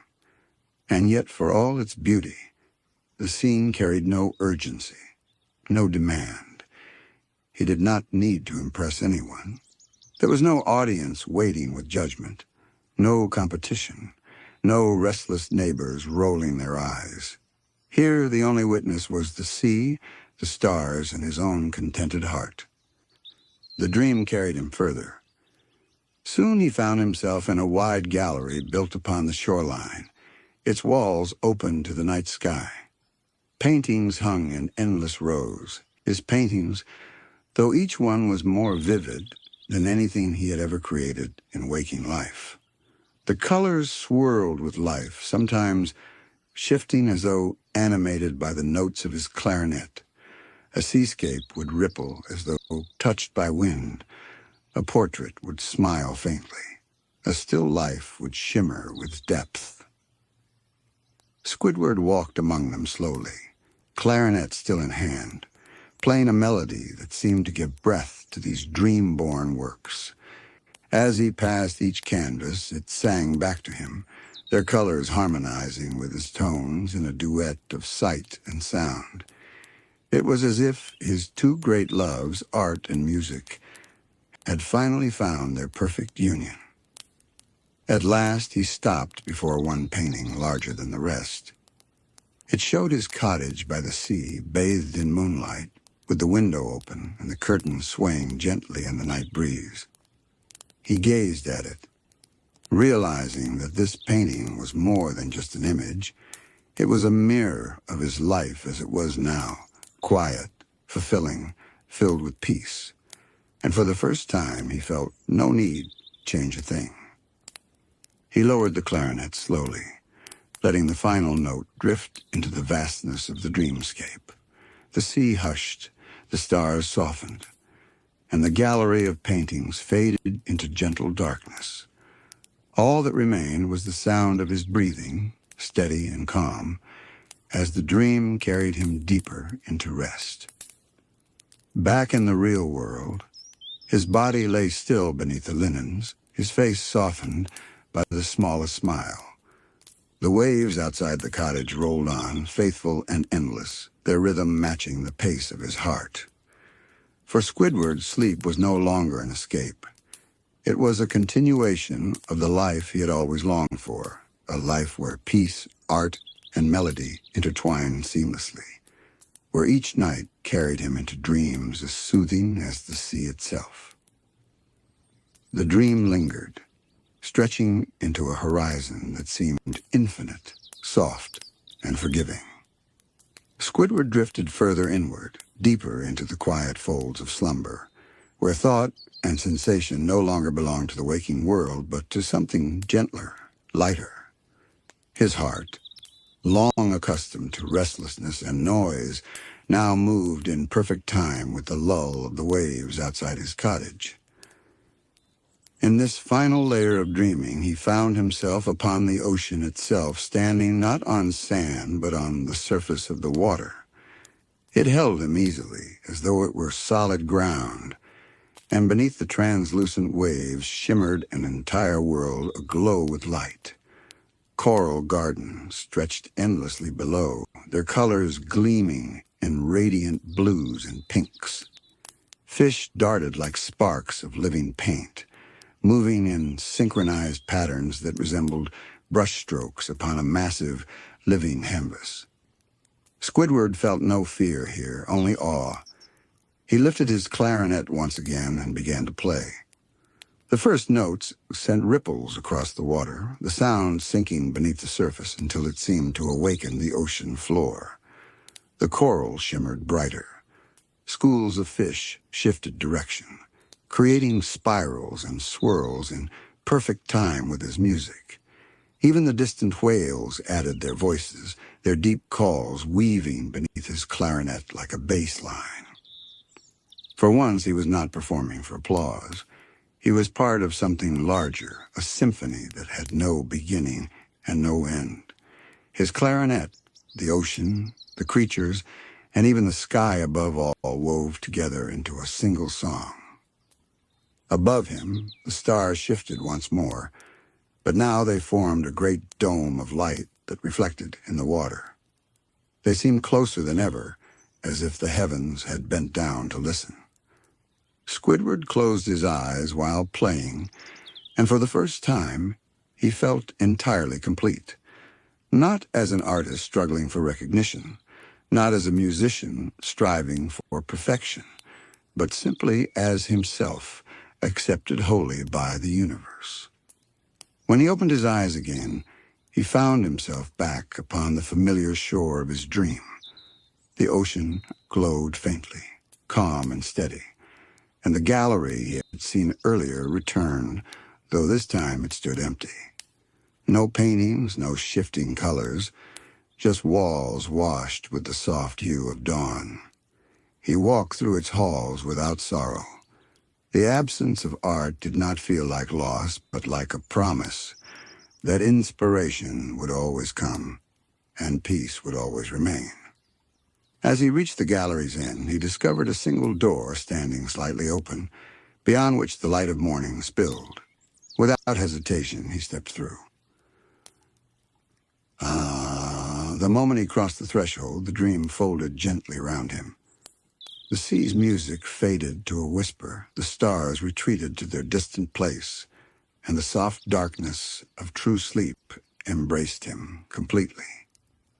Back in the real world, Squidward stirred faintly beneath his covers. The moonlight had shifted, moving lower across the room, tracing gentle patterns on the floor. His clarinet rested quietly in its stand, waiting for the morning. His sketchbook, left open on the nightstand, fluttered slightly in the breeze as though eager to catch the first rays of dawn. His breathing was steady, deep, and peaceful. For once there was no tension in his brow, no weight pressing upon his chest. The cottage, wrapped in silence except for the rhythm of the ocean, seemed to watch over him with patience, like a guardian. The night moved on, slow and serene. Hours passed, the stars crossing overhead while Squidward remained in restful slumber. Each wave that met the shore outside sang the same lullaby, ensuring that his dreams remained calm and sweet. At last, the faintest hint of dawn began to touch the horizon. The sky lightened from deep navy to the softest lavender, then to pale gold. Birds stirred in the distance, their first calls blending with the sea's eternal murmur. Light crept into the cottage, brushing Squidward's face with warmth. He stirred once more, shifting slightly, though he did not wake fully. Instead, he lingered in that perfect place between sleep and waking, where dreams still whispered and reality had not yet claimed him. A faint smile crossed his lips, a sign of quiet contentment. For Squidward, the night had not been just another passing stretch of hours. It had been a gift, a dream that affirmed what his heart longed for most, a life of art, of music, and of peace. The ocean outside continued its endless rhythm, and somewhere in his dreaming mind, its waves carried melodies he would remember even after waking. The final notes of the night played softly, almost imperceptible, like the closing chords of a long, beautiful symphony. There was no grand crescendo, no dramatic finale, only calm, only peace. And as the new day rose gently over the sea, Squidward slept on, wrapped in the embrace of his dream life, with art in his heart and music in his soul.